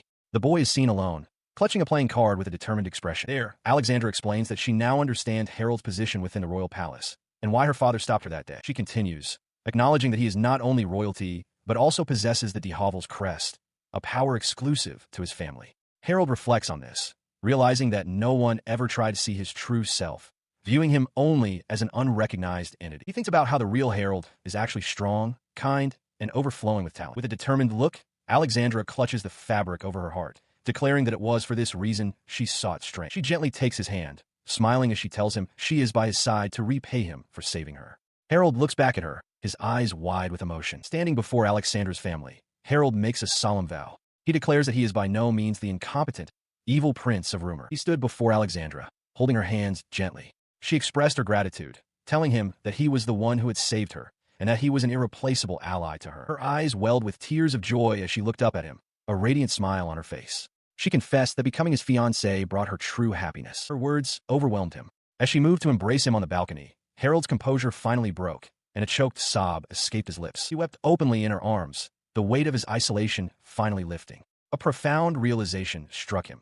She had known his true meaning, known that he was called the incompetent, evil prince, and yet she was the only one who had always looked at him and seen him for who he truly was. Harold, flustered, rubs his face against his gloved hand, muttering that this isn't about being embarrassed. Below, Alexandra watches him with a knowing, gentle smile. Her smile vanishes, replaced by a look of intense seriousness. She addresses Harold directly, explaining that Wilfred Welly de Hovels had tried to use her, acknowledging her only for his own purposes. She declares that she finds that man detestable. Harold stares, wide-eyed and speechless at her sudden declaration. She continues, questioning Wilfred's motives for such an act. Then, with unwavering resolve, she points a finger and declares that she has already decided to dedicate everything to Harold's cause. He remains silent, contemplating her words. His mind drifts back, realizing that at that point in time, he hadn't even had any contact with Wilfred. He concludes that, regardless, it would be best to avoid the man entirely. Bringing his attention back to the present, Alexandra assures him that he has no need to concern himself with such matters. Her expression softens as she makes a request. Should the time come to confront that man, she asks that Harold consider entrusting the task to her. The suggestion leaves him blushing and stammering for a moment before he collects himself, takes her hand, and suggests it's about time they return. As she leads the way, her grip on his hand tightens reassuringly. A faint blush on his cheeks, he quietly offers his thanks. They proceed through the grand hall, their presence together, turning heads, and sparking murmurs among the assembled guests. He remarks that he believed his obligations for the evening were complete, but she firmly disagrees, stating it's far too early to return. The realization dawns on him that she has no intention of leaving just yet, and he begins to wonder what she might be planning. He then proposes that if they are to stay longer, they should visit the royal palace afterward. He explains that he wants to discuss the day's events with Monica and Kasparig. The suggestion catches Alexandra completely by surprise. He sees Alexandra's flustered reaction. She agrees that they must return at once, urging him to hurry. In response to her urgency, he frantically tries to stop her, insisting they can't just leave without at least informing the host. She seems to think they have no time for such pleasantries. His gaze then drifts across the crowded room, and his eyes lock onto a familiar group. His brothers, Wilfred and Raphael, standing with Monica and Marion. The group is laughing together, Wilfred boisterously, Raphael with a smug smile, and Marion covering a giggle. Harold watches them, his expression turning grim as he murmurs in understanding. Suddenly, he feels a distinct tug on his cape, and hears Kasparig call his name. Looking down, he sees the small cat asking if he's finally been released from the party, telling him not to make such a terrible face. Kasparig then notes that it's the first time he's seen Harold talking with Alexandra, remarking that for someone on a mission, he seems to be enjoying himself. Before he can respond, Alexandra's voice cuts in, chiding him for scowling like a demon and drawing the attention of the other guests. She offers a quick apology on his behalf. Her demeanor then softens as she gently takes his hand. With a warm expression, she asks him to listen and questions if he was angry because of what she had said. Flustered, he denies it, though he internally panics, realizing she has seen right through him. The moment is broken by Prince Raphael's voice from behind them. He calls out to Alexandra, asking if she and Harold are already leaving, causing them both to turn in surprise. Harold is stunned into silence, captivated by the sight of a smiling young man with light-colored hair. He internally marvels at how lovely Alexandra's voice is before the question forms in his mind. Who is this person? The young man greets Alexandra warmly, calling her his sister. The realization hits Harold with the force of a physical blow, and he exclaims in shock, "Brother!" He introduces himself to Harold as Cedric, Alexandra's older brother, and extends a hand. Harold, flustered, introduces himself as the fiancé and accepts the handshake, only to have his hand caught in a crushing grip. Cedric's smile remains, but his eyes glint with malice as Harold cries out in pain. Maintaining his smile, Cedric explains that he is also present because he received an invitation from Prince Cardis, admitting he had not planned on attending otherwise. He then turns his attention to Alexandra, taking her hands and saying he came to see her now that she is attending with Harold. His expression twists as he reveals his true intent, to interfere with their relationship, ruin Harold's reputation, and act as a meddlesome, sister-obsessed older brother. Understanding the threat, Harold quickly steps between them, telling Alexandra they should leave and urging Cedric to wait. The brother protests, arguing that this is unacceptable after so long apart.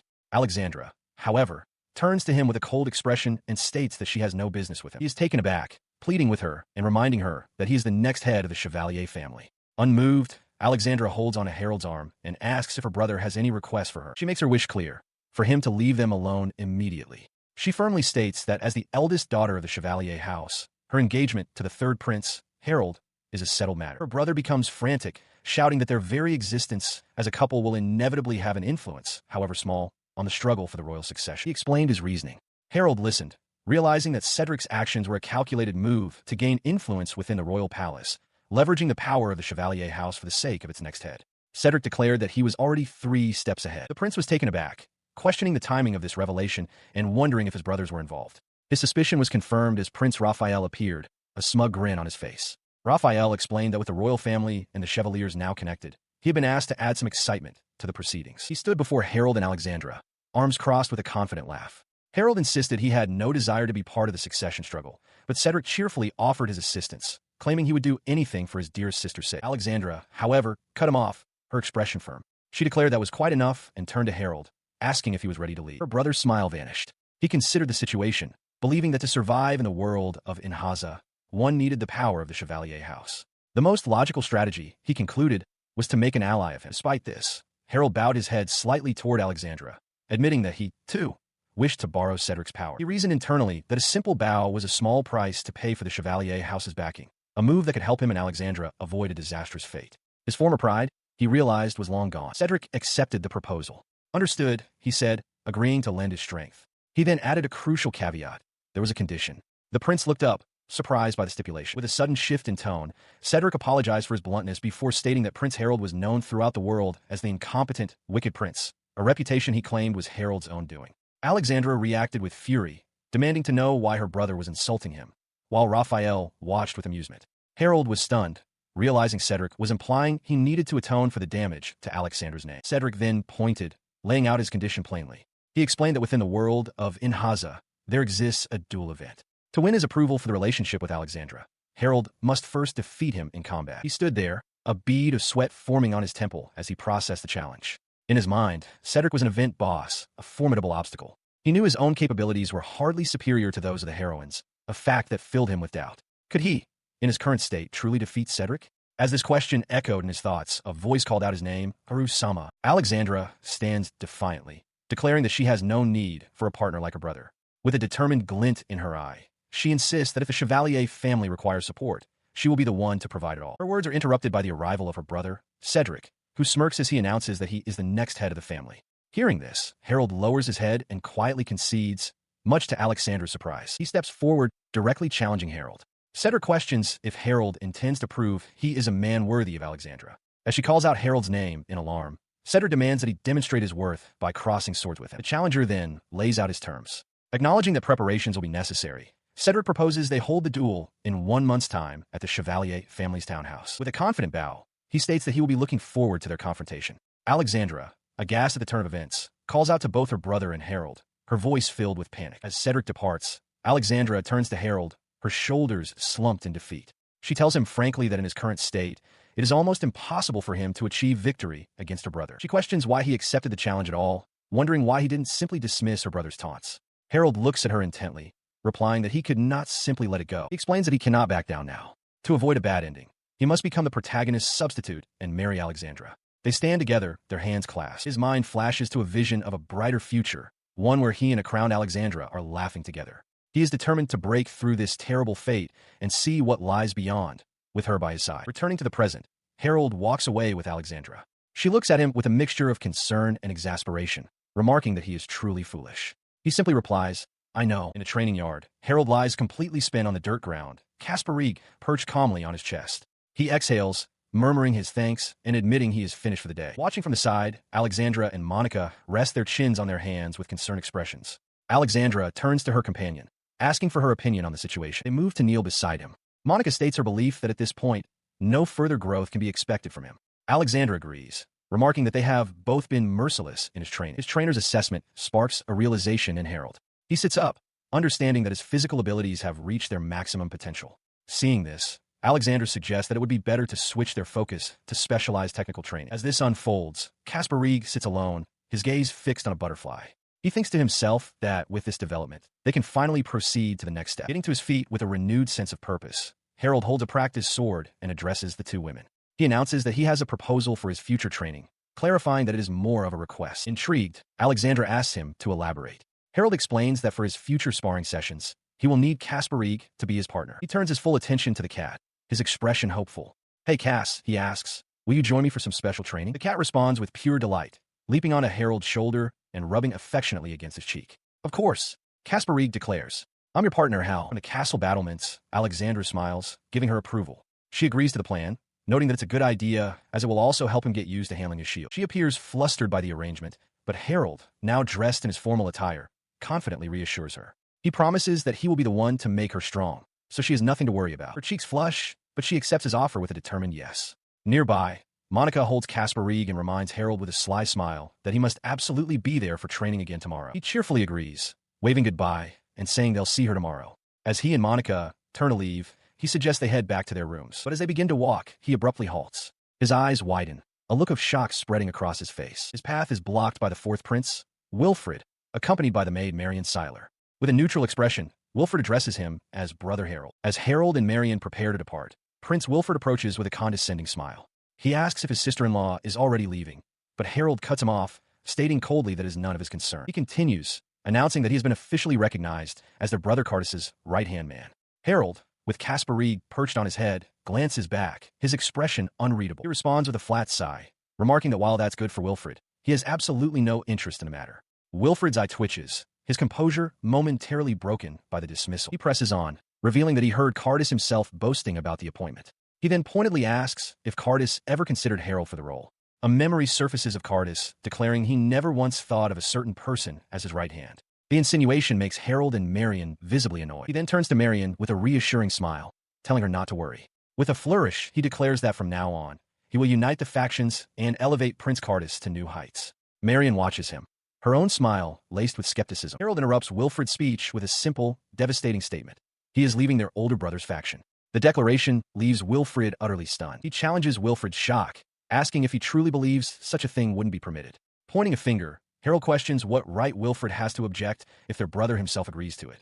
In response, Wilfred simply laughs, finding the entire situation absurd. Wilfred stands silently for a moment, processing Harold's words and actions as he stands by the gate with Mary. Harold reflects internally on the situation. He realizes that Wilfred's actions, combined with the recent events concerning Sandra, mirror the behavior of the Harold from his previous life, who had also switched allegiances. He turns to the departing Wilfred and speaks again. He reminds his brother that, as the newly appointed right-hand man to Cardis, it would set a terrible example for the others if the third prince were allowed to act in such a way. Wilfred walks away, leaving the tension unresolved. He explained his reasoning to his brother, stating that as the infamous incompetent, evil prince, he had no one to be compared against, making it impossible to establish his own standing. With a confident smirk, he told Wilfred to stop acting as if he were being dragged down, questioning why he would show such concern now. With that, he turned to leave, announcing that he would be on his way. Behind him, Wilfred and Marion could only watch, Wilfred's expression one of utter shock and distress. As they walked away, Marion calmly asked if she should kill Wilfred. Harold, startled, quickly told her to calm down, while Kasparig hissed in agitation on his shoulder. From that day forward, a new training regimen began. Harold found himself sparring with a powerful young woman, whose forceful blow sent him staggering back against a stone battlement as Marion watched from a distance. The knight pressed her advantage, lunging with her massive sword. Harold barely managed to block the strike, his eyes wide with shock at her sheer power. The intense training left him exhausted, slumped against a wall outside the castle grounds. Kasparig rushed to his side, calling out his name in concern. His opponent approached, sword in hand, and asked if he was finished.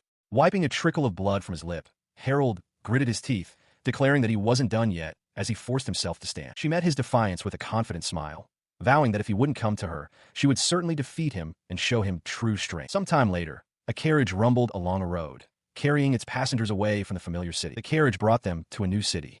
Harold sat overlooking the sprawling vista, trembling with excitement. Kasparig remarked that it looked fun, and Harold, a wide smile on his face, readily agreed. 1 month after the party where the duel with Cedric was decided, Marion Seiler speaks with a flustered Harold de Hovels. She reassures him, explaining that she has been training Alexandra for the past month and that the only reason he was able to defend against her attacks was due to this training. She tells him not to worry so much. She continues with a playful pout, remarking on how he's supporting his cute subordinate. Harold, however, feels no real sense of trust. He reflects on the past month, a hellish period of training where he ultimately failed to defend against 4 of Alexandra's attacks. His unease is palpable as he mutters that he understands. Seizing the moment, Marion leans in close, winking as she promises to prepare a special reward for him when he defeats Cedric. Her teasing only makes Harold more flustered. Their conversation is interrupted by the arrival of Alexandra Chevalier, who calls out to Hal. Dressed in an elegant gown, she greets them with a warm smile, saying she has been waiting. She then gracefully gestures for them to follow her. She leads them through a grand doorway, welcoming them inside.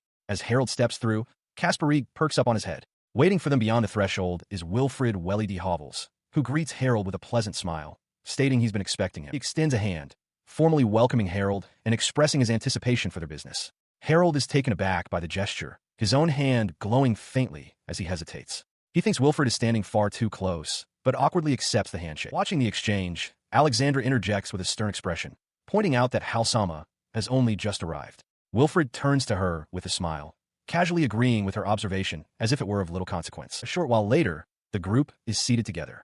As Marion serves refreshments and Alexandra pets Kasparig, Wilfred snaps his fingers with a sudden realization. He points out that they have yet to decide on the conditions for the upcoming match. He then turns his attention directly to a visibly distressed Alexandra. With a confident air, he declares that this match is a fitting event for her, causing her to flinch. Wilfred elaborates, explaining that the match is a means to determine if Harold is a suitable partner for Alexandra.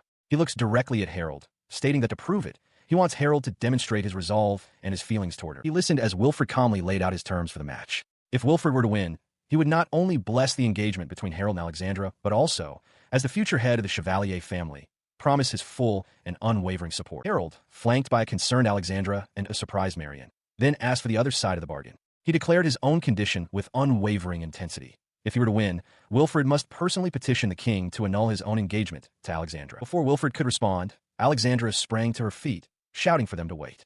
She insisted on taking Harold's place in the match, arguing that even if his victory was assured, she could not accept a condition that would so deeply dishonor her brother.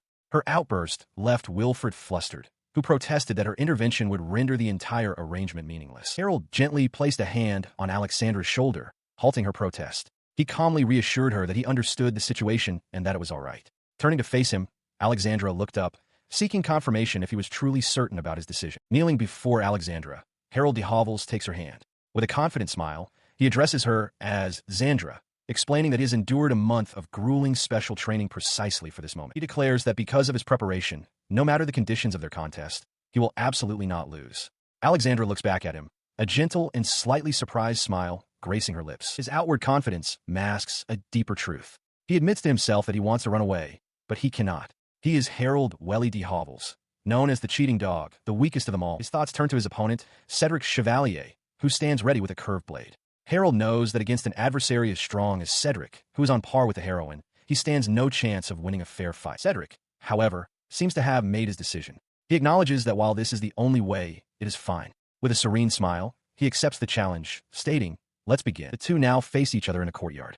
Cedric states that he has already explained the circumstances, but now wishes to know the extent of Harold's resolve and thoughts on the matter. As his opponent draws his weapon, Harold's eyes narrow in recognition. He identifies the distinct blade as Cedric's personal weapon, the Kurenai Bayaka, the Crimson White Flower. The sword is known to possess top-class attack power and a curse effect. Furthermore, its unique skill, Kurenai Ranbu, the Crimson Wild Dance, is a masterful technique that unleashes 5 consecutive strikes in a single, fluid motion. The truth of the situation dawns on Harold.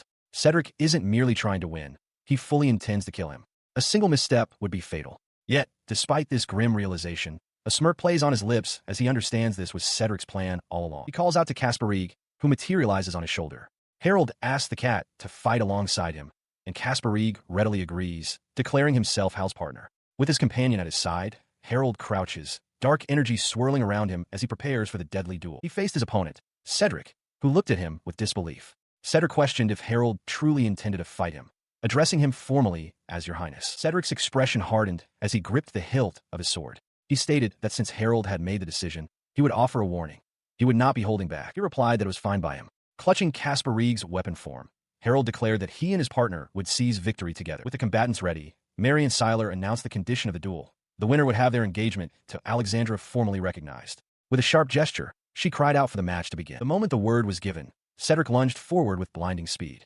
Harold's eyes widened in shock as he realized his opponent was using some form of physical enhancement. The prince barely managed to raise his weapon in time to parry the swift, downward slash.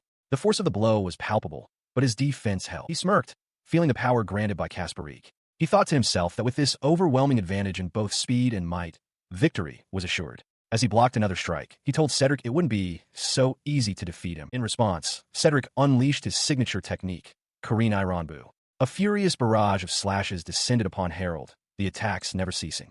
Cedric taunted him through the assault, asking what was wrong as Harold struggled to defend against the relentless storm of steel. Cedric Chevalier laughs maniacally, pressing his attack against Harold de Hovels. With a shower of sparks, Harold strains to block the heavy blow, gritting his teeth as Cedric taunts him, asking what's wrong. He leaps back to create distance, surprised by the force of the assault. Cedric stands poised, admitting to himself that he hadn't expected Lord Harold to be this capable. From his shoulder, Kasparig urgently tells Hal that now is his chance. The cat insists he should use his snatch ability to finish it in one go. He flatly refuses. Harold declares that he will not use snatch in this contest. The ability in question, snatch, is a powerful one, a long-range attack with an instant death effect that can be used even while defending. And that is precisely why he won't use it. He is determined to achieve a complete and total victory over Cedric without relying on such technique. His eyes narrow with resolve. He has trained specifically for this moment, and he vows to see it through. From the sidelines, Alexandra and Marian watch with concern, murmuring his name. In response, Cedric begins to gather his own power, his sword glowing with immense energy. A confident, cruel smirk spreads across his face as he prepares to unleash his ultimate technique. He lunges forward, unleashing a massive wave of crimson energy, the Crimson Lotus Double Severance.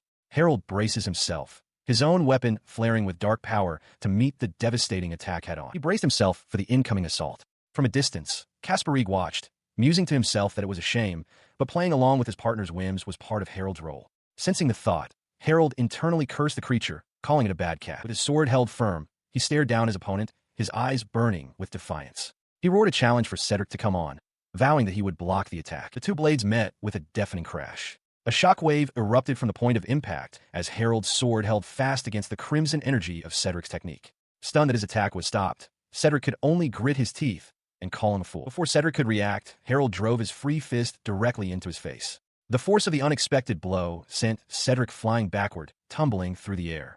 The sudden exertion left Harold panting, sweat beading on his brow as he caught his breath. With a wild, triumphant grin, Harold de Hovels stands over the kneeling form of Cedric Chevalier, declaring their contest won. The victory is absolute. His triumphant mood vanishes in an instant, replaced by a look of mild distress as Kasparig, perched atop his head, seems to deliver a report. Meanwhile, Cedric stands with his arms crossed, confidently stating that his talents lie more in domestic affairs than in martial arts, and that the outcome of their duel should be accepted as a true measure of his abilities. Nearby, Alexandra scolds a frustrated Wilfred, telling him his behavior is unsightly and that he should simply acknowledge Harold's strength. He finally concedes, rubbing his eye in resignation. He admits defeat, lamenting that he is too soft on his sister. Harold, however, smiles knowingly, his thoughts on Cedric's other ability, the enhancer. Cedric continues, telling Harold that while it's a shame, his final blow was a light one that wouldn't work on a real battlefield. He insists that Harold should have brought a weapon, but Harold calmly retorts that it wasn't necessary. His opponent presses, asking if Harold is looking down on him for not using a sword, bow, or even magic. Harold simply states that he is mistaken. He explains with a confident smile, flanked by Marion and Alexandra. His sword is Alexandra, his bow is Monica, and his magic is Kasparig. He doesn't need those skills himself because he has them all by his side. As long as he has his shield, he can protect them. Cedric listens, a faint, understanding smile gracing his lips as he processes this revelation. Harold's resolve is clear in his mind. He will protect them. That is the very reason he chose to be the shield. Breaking the silence, Cedric formally addresses him. Lord Harold. In response, Harold and his companions turn, and he answers simply yes. He bows deeply before Harold, a gesture of profound respect. With his head lowered, Cedric makes a solemn request. Please, take care of my sister, Alexandra. Harold looks on, taken aback by the sudden plea. He meets the request with unwavering resolve. Clenching his fist, Harold declares, yes, I will absolutely make Sandra happy. He is immediately enveloped in a tight embrace by an ecstatic Alexandra, who exclaims her delight at their future together. Marion joins in, her expression warm, as Harold is caught, flustered between the two women. Several days after the duel, within the walls of the academy, Wilfred sits at his desk, sighing with a weary expression. He reflects on the recent turn of events, specifically Alexandra's engagement to the notoriously incompetent prince. Wilfred recalls his own shock upon learning the news, admitting that he was so stunned he couldn't even protest the contract with the royal family. He reasons that Alexandra's only viable marriage partner would be from the royal family, but he can't shake the feeling that Prince Harold is the wrong choice. Wilfred believes that his own family, the Chevalier house, was pressured into the engagement and had no choice but to accept. He confronts Harold directly, voicing his perception of the prince's character. Wilfred states that everyone in the country knows of the incompetent, infamous prince, a man who is arrogant and haughty towards his superiors, yet fawns over those he deems beneath him. He smiles, a knowing look on his face, and concludes that the entire duel was a fabrication. However, Wilfred concedes that, through the charade, Harold did manage to demonstrate his resolve as Alexandra's fiancé. Cedric Chevalier stands alone, a faint, resigned smile on his face. He acknowledges to himself that he was defeated by Prince Harold. He resolves to accept this outcome and to offer his congratulations to Alexandra on her engagement. His composure shatters in an instant. Slamming his fist down, he seethes, realizing he could never truly offer them his blessing. An image of a happy Harold and Alexandra flashes in his mind, and he vows to watch over his little sister from now on. If he finds Alexandra even slightly unsuitable, he will take everything from them both. Meanwhile, during a meal, Alexandra leans close to Harold, offering to feed him. Flustered by her proximity, Harold agrees. Nearby, Monica observes them, thinking that while it's fine to be close, Prince Harold seems a bit troubled. She then offers to assist with the meal, stating it is her duty. Before Monica can act, Alexandra insists that as his fiancée, it is her role to feed him. The two women glare at each other over a bewildered Harold, who just wants to eat. Their standoff is interrupted by a nervous maid who apologizes for intruding. She announces that Prince Cardis has summoned Prince Harold. Harold considers the summons, wondering if Cardis intends to form a faction or say something foolish.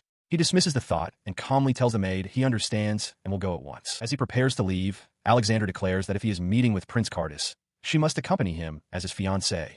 She suspects Cardis has some purpose involving the Chevalier family as well. He looks at her with a gentle expression, realizing she wants to be with him so he won't be unfairly blamed for anything. He thinks to himself what a truly kind fiancée she is. The realization overwhelms him with emotion, and he covers his face. Alexandra, concerned, asks what is wrong, but he quickly waves it off, insisting it's nothing. Later, Harold enters an office where Prince Cardis sits waiting, his hands clasped and his expression grim. Harold announces his departure, though the meaning is unclear. Cardis looks up sharply. He addresses Harold directly, stating that he trusts Harold understands why he has been summoned. Behind Harold, Alexandra stands silently, her expression just as serious. He angrily confronts Harold, questioning how someone separated from their faction and supposedly powerless could even think of vying for the throne against him. Pointing an accusatory finger, he reminds Harold that they are both sons of the same mother, making him the third prince, and demands to know why Harold is betraying him now. Harold calmly turns the question back on him. He presses further, asking why Cardis would ask him to join his faction, despite any request from the king, when it's obvious that Cardis despises him more than anyone else. Harold then asks directly if his brother was even aware of his own deep-seated animosity. The question renders Cardis speechless, his eyes wide with surprise. Sensing a misunderstanding, he quickly clarifies with an almost manic energy that it's not what Cardis thinks. He declares he has no intention of siding with their other brother, Wilfred, and would never lend him a hand. As Cardis stammers for him to wait, Harold turns his back, deciding the conversation is over. He tells Alexandra they are leaving, and she agrees. Cardis can only shout in frustration as they walk away. Their departure is cut short by a cheerful voice. The second prince, Raphael, appears before them with a bright smile, announcing that he's been waiting for Harold, whose face registers pure surprise. A cheerful voice calls out, "Raphael." Harold and Alexandra turn to see the second prince approaching. Raphael explains that he heard Harold had been summoned due to his impressive swordsmanship and came to see what was happening. He continues with a bright smile, clarifying that he heard about it from a maid, gesturing towards a shocked Monica. He then innocently asks Harold what business he has with his older brother. The implication dawns on Harold, his eyes widening in shock. He now understands the situation he's been drawn into, with a furious Cardis looming in the background. His brother's face twists with rage. Cardis points accusingly at Harold, demanding to know if he intends to betray his own flesh and blood to join forces with Raphael. He looks down, a shadow crossing his face as he quietly confirms, "That's right." Raphael watches the exchange with a gentle, knowing smile. He turns to Alexandra, sighing with exhaustion. "Betrayal? Let's go, Sandra. I can't deal with this any longer." She calmly agrees. As they turn to leave, Cardis erupts, pointing after them. "If that's your intention, then I have my own plans. Don't think this is over." Raphael ignores the outburst, stepping cheerfully in front of Harold. He suggests that, just as his brother said, Harold should join forces with him. Leaning closer, he playfully asks if Harold dislikes him. He winks, offering a reassuring smile. "At the very least, you don't hate me," he says, then adds, "more than you hate Cardis, right?" His cheerful demeanor shifts to one of quiet intensity. "You know that my mother, like my brother Cardis, is Her Highness Margaret, don't you?" he asks. Harold flinches, stunned by the revelation, as Raphael presses on. "So why are you asking me this, Harold?" Harold froze, a sudden panic seizing him. He had made a slip. His knowledge of Raphael's background came purely from the world's underlying settings. Raphael, with a knowing look, pointed out that Harold shouldn't have said that. He quickly tried to cover his mistake, explaining that he'd noticed how poorly their mother, the queen, was treated by those around her. He reasoned that he simply thought Raphael and Cardis were taking advantage of that fact. Raphael smiled, remarking that Harold was quite observant. Raphael casually dismissed the topic. He then pointed out that if Harold himself had no intention of getting involved, then there was no real need for them to be adversaries. He pressed the point, suggesting that now that Harold understood their situation, there was no longer a need for him to be so guarded.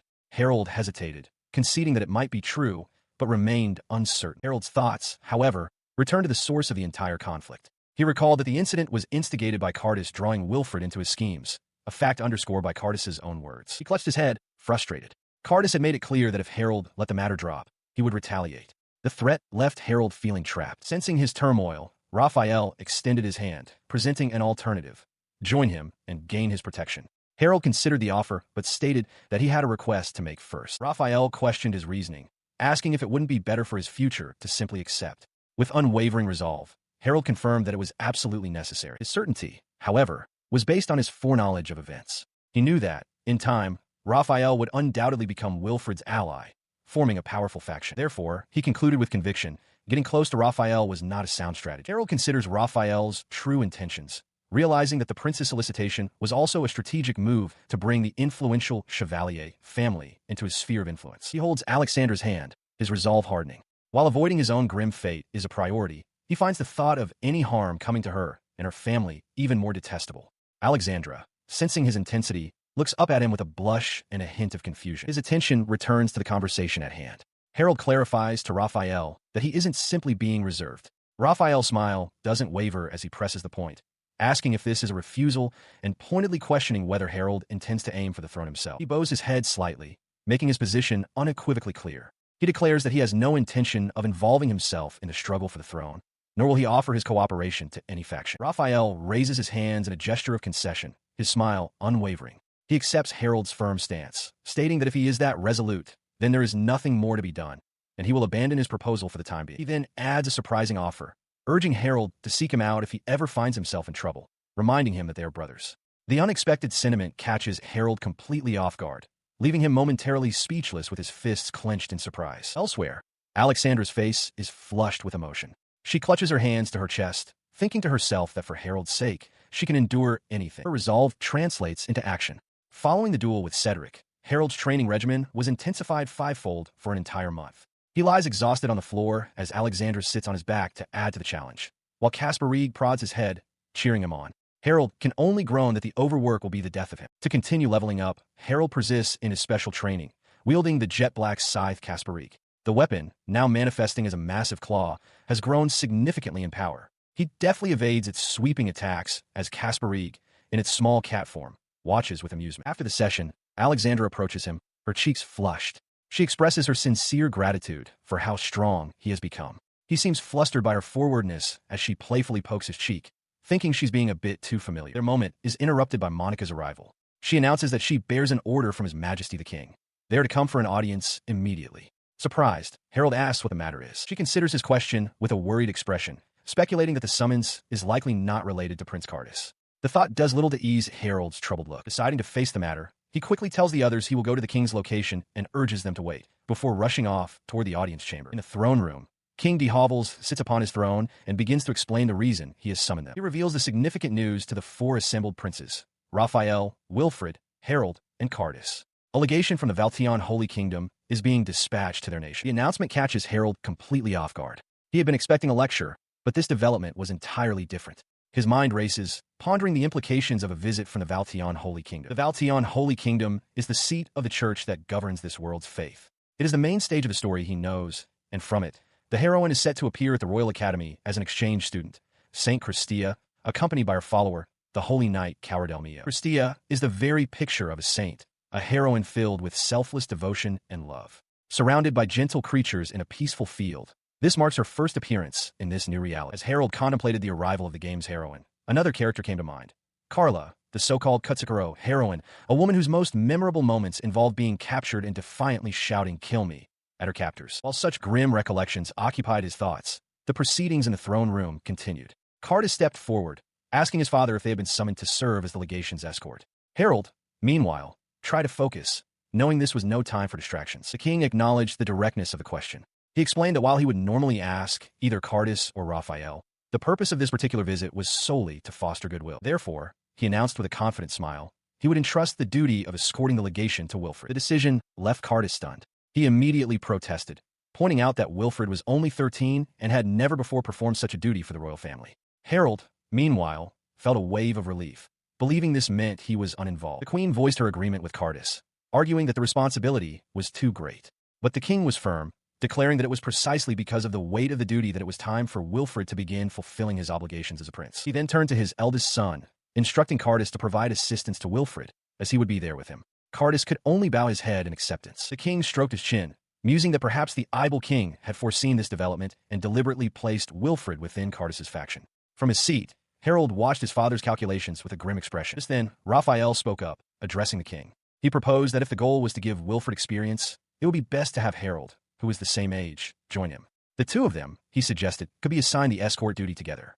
The suggestion struck Harold with silent, wide-eyed horror. His composure shattered completely. "Please wait," he cried out, hands raised in frantic protest. He insisted that such a great responsibility was not a role for him, and that he absolutely refused. The king simply watched him, a thoughtful expression on his face. He reels internally as his father, King de Hovels, declares that Raphael's suggestion was the most sensible. The king tells Harold not to overthink it, adding that Raphael need not elaborate further, which only deepens the second prince's smug satisfaction. With the matter settled, the king formally announces that the duty of escorting the Valtion Holy Kingdom's legation will be carried out jointly by Harold and Wilfred. The younger prince, Wilfred, stands with a stern and determined expression, while Harold's face is a mask of utter defeat. Sometime later, in a quiet room, a long, drawn-out sigh of despair echoes faintly. The source of the sigh is Harold, now seated with Alexandra and her maid, Marian. Noticing his gloom, Alexandra asks what has happened. Marian calmly explains the new arrangement. Harold will join Prince Wilfred as an escort, with Prince Cardus acting as a reserve. The news clearly surprises Alexandra. His mind races with the disastrous implications. He realizes that his direct involvement could jeopardize Alexandra's engagement and brand him as a scheming opportunist. He voices his anxieties aloud, explaining that he is now tasked with escorting the saint and that he absolutely cannot handle the responsibility alone. As he speaks, Alexandra observes him, seemingly comparing him to Wilfred, and gently asks him to stop belittling himself. His panic escalates as he clasps his hands, pleading that having to face both the saint and Alexandra at the same time is an impossible, nightmarish scenario. Seeing his genuine distress, Alexandra covers her mouth to stifle a giggle. Despite his flustered state, Harold nervously accepts the duty. His reluctant resolve amuses Alexandra, who turns to Marian with a confident smile. She declares that they will use this opportunity to show the entire kingdom which of the two princes is truly superior. Within the palace, two officials discuss the ongoing preparations to welcome an arriving envoy. One notes that while things are proceeding, the actual work is being handled entirely by the foreign affairs ministers. Nearby, Prince Harold listens with a frown, tapping his finger on his chin. He thinks to himself that leaving such matters entirely to others could become a problem. This will not do. In another part of the room, Prince Cardus slams his hands on a desk, enraged. He shouts that their kingdom is being made a fool of by these country bumpkins. His outburst catches Harold's attention. As an official continues to sort through papers, Harold resolves to lend a hand himself. He approaches the slick-haired official, who turns in surprise. Harold states that this kind of work is better handled with more people and offers to lend half of his own men to the task. The official stares, aghast, unable to believe the prince's offer. The official, deeply moved, thanks him profusely. Harold simply tells him to leave it to him, his expression resolute. A look of profound relief washes over the official's face. Sometime later, Prince Raphael cheerfully greets Harold, asking how the preparations are progressing. Harold, visibly annoyed, replies that the servants and ministers are the ones doing the work, not him. Raphael counters that Harold is acting like a servant himself by directing them. He then points to their brother, Wilfred, who is giving orders to Marian, noting that Wilfred's approach is different. He continues, explaining that if someone of his station were to interfere, it would only create confusion. He claims he is merely being considerate by staying out of the way. Harold appears flustered by his brother's logic. Ignoring the comment, Harold turns back to the officials. He informs them that regarding the envoy's stay, he has already coordinated everything with Minister Olsen and the civil servants. With a confident smirk, he assures them it is all taken care of. Elsewhere, the wigged official speaks privately with Cedric Chevalier. The official expresses his gratitude, saying that thanks to Lord Cedric's help, everything is proceeding smoothly. Cedric raises a finger to his lips, a pleasant but unreadable smile on his face. He approached Harold with a knowing smile, remarking how well-liked the young prince seemed to be by the members of the Chevalier household. Harold, standing beside him, offered a non-committal glance in return. From behind a nearby pillar, Alexandra Chevalier peeked out, her expression flustered as she realized she had been spotted. Ignoring the interruption, Cedric continued his pitch, insisting that Harold should join forces with him. He promised that together, they could make much greater use of Harold's talents. He responded with a strained smile, scratching the back of his head as he reminded Cedric that he had already refused the offer. Undeterred, Cedric leaned in close, his voice dropping to a near whisper as he stated plainly, "I want you." The intense moment was broken by an attendant calling for Prince Harold's attention. Harold raised his hands in a gesture of surrender, looking relieved for the excuse to step away. In the background, Alexandra watched with her arms crossed, her expression one of clear annoyance. As he departed, Cedric called after him, urging him to seriously consider the proposal. He then watched Harold leave, a confident, calculating smile playing on his lips. Sometime later, Harold stood with his brothers as an official reported that the envoy from the Valtion Holy Kingdom had entered the capital and would soon arrive at the palace. Harold's expression was grim, anticipating the meeting. His brother Wilfred turned to him with a brilliant smile, pointing out that the Pope himself was leading the delegation.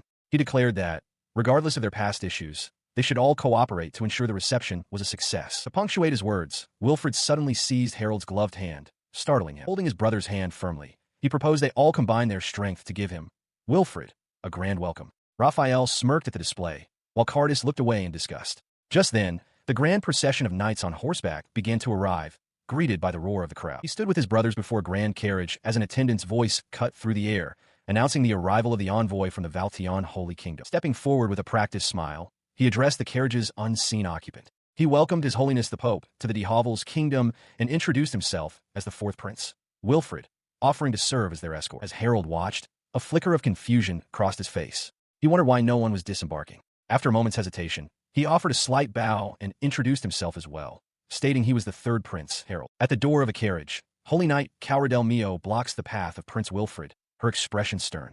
She instructs him not to approach. Outraged, Wilfred shouts at her, calling her actions insolent. Observing the confrontation, Prince Harold muses to himself that this behavior is typical of Carla. He reasons that, as a holy knight, she is merely fulfilling her duty to protect, regardless of whether she is facing royalty or a common criminal. He continues his internal assessment, confident that Carla's pride and knightly spirit would never allow her to betray them. A small, satisfied smile plays on his lips as Cowardel stands her ground. A voice calls out from inside the carriage. It is Saint Christia, who gently chides Carla for her rudeness. She then addresses both Prince Harold and Prince Wilfred, telling them to apologize at once. As she emerges, Harold recognizes her instantly.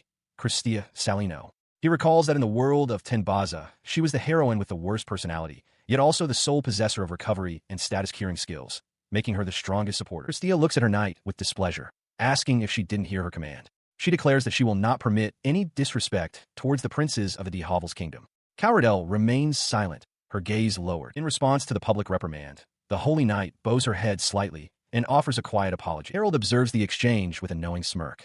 He realizes Christia's attitude isn't born from a lack of tact, but is a calculated display. She deliberately scolded her knight in front of them, confirming his belief that her personality is indeed quite wicked. Having established her authority, Christia turns to Wilfred with a charming smile and offers him her hand. Completely won over, Wilfred accepts it graciously. Harold concludes that Christia's personality is as devious as the original story suggested, and that her scolding of Cowardel was a test for him and Wilfred.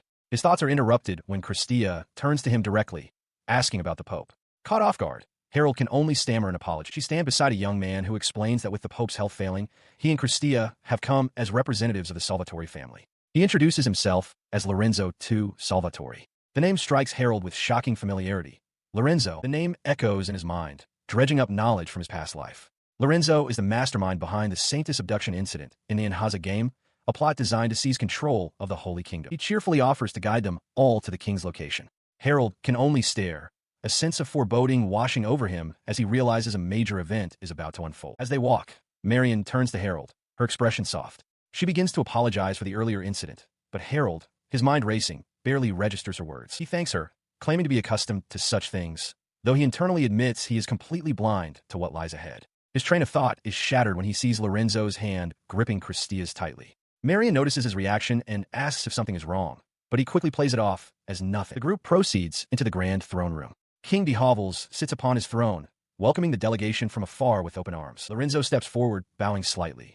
He offers his gratitude for the warm reception, stating that he is overjoyed at the prospect of this visit leading to a stronger, unshakable relationship between the de Havels kingdom and the Bartian Holy Kingdom. The king smiles, agreeing with the sentiment. He encourages them to make themselves comfortable during their stay. Harold breathes a small sigh of relief, thinking that all that remains is to show the delegation to their quarters, leaving them with free time until the evening's party. Lorenzo turns to Christia with a charming smile, offering to personally guide her to her room. She thanks him graciously, but as he turns away, his smile tightens and he adds a single, ominous word. However, her gaze finds Harold. With a faint blush dusting her cheeks, she makes a request. Since this is a special occasion, she would be delighted if Prince Harold himself would be her escort. Prince Harold de Havels trembles, a cold sweat beading on his brow as Saint Christia clings to his arm with a dazzling smile. This is a terrible situation, he realizes, acutely aware that they are the center of attention. From behind a nearby pillar, Princess Alexandra watches the scene unfold, her expression one of utter shock. Her grip tightens slightly as she looks up at him, her eyes welling with tears.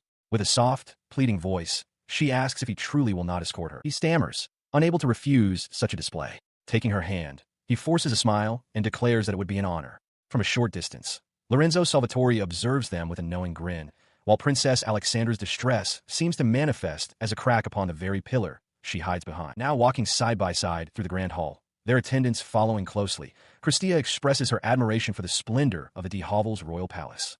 Harold, still visibly tense, manages a polite thank you. She leans closer, a playful glint in her eye, and asks how Prince Harold typically spends his days here. Before he can answer, she notes that for the past several months, he has been spending every day with his fiancée, diligently attending her elemental magic training sessions. His eyes widen in alarm. He was certain Christia should have no knowledge of such matters. A dreadful premonition washes over him as he sees her subtle, triumphant smile. The feeling is confirmed when Marion Seiler steps forward with a proposal. She suggests that Harold have a practice match with Carla, asserting that it would surely be a beneficial experience for both of them. The prince can only stare in disbelief. Before he can formulate a response, Lorenzo Salvatore smoothly intervenes. He offers to be Harold's opponent, stating that it is a chance to witness the prince's renowned prowess up close. Trapped, Harold grits his teeth in frustration as Christia clasps her hands together, delighted by the turn of events. He sighs in resignation, covering his face with one hand. He agrees to the match, but warns them not to expect too much. Christia's face lights up with joy. She thanks him profusely and declares she will make the arrangements for the very next day. Their procession finally comes to a halt before a set of large double doors. Marion gestures forward, announcing that they have arrived at their destination. Her shock was visible from across the hall. St. Christia leaned close to Prince Harold, a triumphant smirk on her face as she held his chin. She whispered that she would see him later, leaving him trembling with indignation. Later, during the party, Harold escorted Alexandra. She reminded him that as his fiancée, she expected him to have eyes only for her. He quickly agreed, assuring her that he had no intention of looking at any other woman. His promise was immediately put to the test. A movement caught his eye, and he turned to see St. Christia arriving on the arm of Lorenzo Salvatore. The sight confirmed his suspicions. This was all an elaborate setup. He clenched his jaw, unable to look away. Alexandra noticed his fixed gaze, remarking that his attention seemed to be entirely on the saint. She then asked if her Hal was different from the others, prompting a flustered denial from the prince. A sudden realization struck him. He understood now that Alexandra's jealousy was incredibly deep, and it was this very jealousy that had caused her to antagonize the other heroines in the story he remembered. He turned to her abruptly, taking both of her hands in his. With an earnest and desperate expression, he pleaded for her to believe him, to understand the truth of the situation. She blushed, taken aback by his intensity. She stammered that it wasn't that she didn't trust him, but the thought of him turning his attention to other women was something she couldn't bear. She averted her gaze, her face still flushed. "No, I believe you," she whispered, her voice trailing off as she added a quiet but. She confessed that she couldn't suppress her anxiety, despite her trust. Harold acknowledged her feelings, explaining that he simply wanted her to know the truth. As they held hands, a new understanding passing between them, the king watched from his throne, observing the tender moment between his son and the princess. King de Hovels allowed a small, satisfied smile to cross his face before raising his glass and taking a thoughtful sip. His voice rings out across the grand hall, addressing all his guests. He bids them to enjoy the night's festivities. In one corner, St. Christia and Lorenzo Salvatore share a toast, their smiles hinting at a shared purpose. Elsewhere, the princes Cardis and Raphael converse amiably over their own drinks. Amidst the crowd, Harold stands beside Alexandra, a complex intensity in his eyes as he holds his wine, while she looks on with a gentle smile. Nearby, Marion Seiler keeps a watchful, silent vigil. At the gathering, Harold de Hovels is startled when a knight in armor, Cowardel Mio, suddenly bows deeply before him. She apologizes for her previous rude behavior, admitting she had misjudged him. Harold stares, utterly bewildered by the sudden apology. He quickly tells her not to worry about it. Taking the opportunity, she formally introduces herself as Cowardel Mio, the guard assigned to St. Christia. In response, Harold introduces himself as well. Her expression softens into a warm, admiring smile. She thinks to herself that the rumors were true. Prince Harold is indeed an amazing person, far different from what she had imagined. As Harold stammers an excuse to leave, Alexandra steps forward with a gentle smile. She introduces herself as his fiancée, Alexandra Chevalier, and thanks Cowardel for her understanding of how. She then expresses a sincere wish to become friends with Cowardel. The knight seems taken aback, asking if Alexandra is certain. With a bright, reassuring smile, Alexandra confirms that she would be delighted, as long as Cowardel is willing. Cowardel's face lights up with joy. She realizes that Alexandra is just as wonderful a person as Prince Harold. She feels an overwhelming sense of gratitude for having formed a bond with such remarkable people. Nearby, Alexandra reflects on how well things turned out, thinking she might have been worrying for nothing. Her pleasant thought is shattered when St. Christia suddenly appears, clinging intimately to Harold's arm. He yells her name in shock. Alexandra's face falls, her expression turning to one of pure shock. Christia, ignoring Harold's protest to stop, turns to Alexandra and says she wants to be friends with her too. She suggests that this level of closeness is perfectly normal for friends. Before the situation can escalate further, Lorenzo Salvatore smoothly intervenes. Taking Christia's hand, he points out that his brother Harold already has a partner, and graciously offers to dance with her himself. Harold can only watch, stunned by the turn of events. Having been intercepted, Christia turns her gaze back towards Harold, a sly smile playing on her lips. She remarks that if the invitation had come from Prince Wilfred, she would have certainly declined. Harold stands frozen, a bead of sweat trickling down his face. Lorenzo then addresses Harold directly, advising him that there is no need to hold back or show restraint simply because she is the saint. He turns his charming smile upon Christia, asking if her comment was a slight against him. She giggles, replying that if it was, then she is pleased. As Harold stews in silent frustration, Alexandra leans in, quietly telling him it is time for them to go. He looks to Alexandra, acknowledging her consideration but insisting that as her fiancée, he cannot simply let the matter drop. Alexandra looks down, murmuring an apology. Suddenly, a strange sensation overcomes Harold. He clutches his head, trembling, wondering what is happening to him, and if he has somehow become drunk. Alexandra watches him, her expression filled with concern. As Lorenzo and Christia glide across the dance floor, Harold and Alexandra watch from the side. The music concludes, and Harold remarks with a hint of relief that the difficult dance seems to be over. Alexandra turns to him, pointing out that he has never danced before. The simple statement hits Harold with the force of a revelation.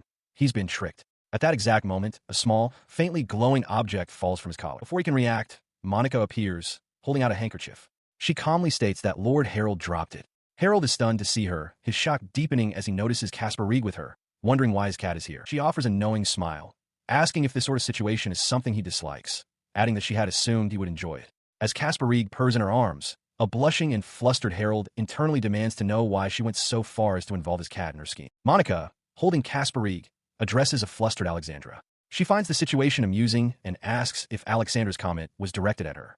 Monica then advises her to set aside her own matters, reminding her that the princess should not be the one dancing. Her cheeks puffed out in frustration, Alexandra retorts that she was just about to invite him to dance when he interfered. The moment returns to Harold, who is visibly distressed. He stammers that he has never danced before and insists that doing so would only bring shame upon Alexandra. Beside him, Monica hides her face, embarrassed by the awkward exchange. In response to his hesitation, Alexandra firmly takes his hand.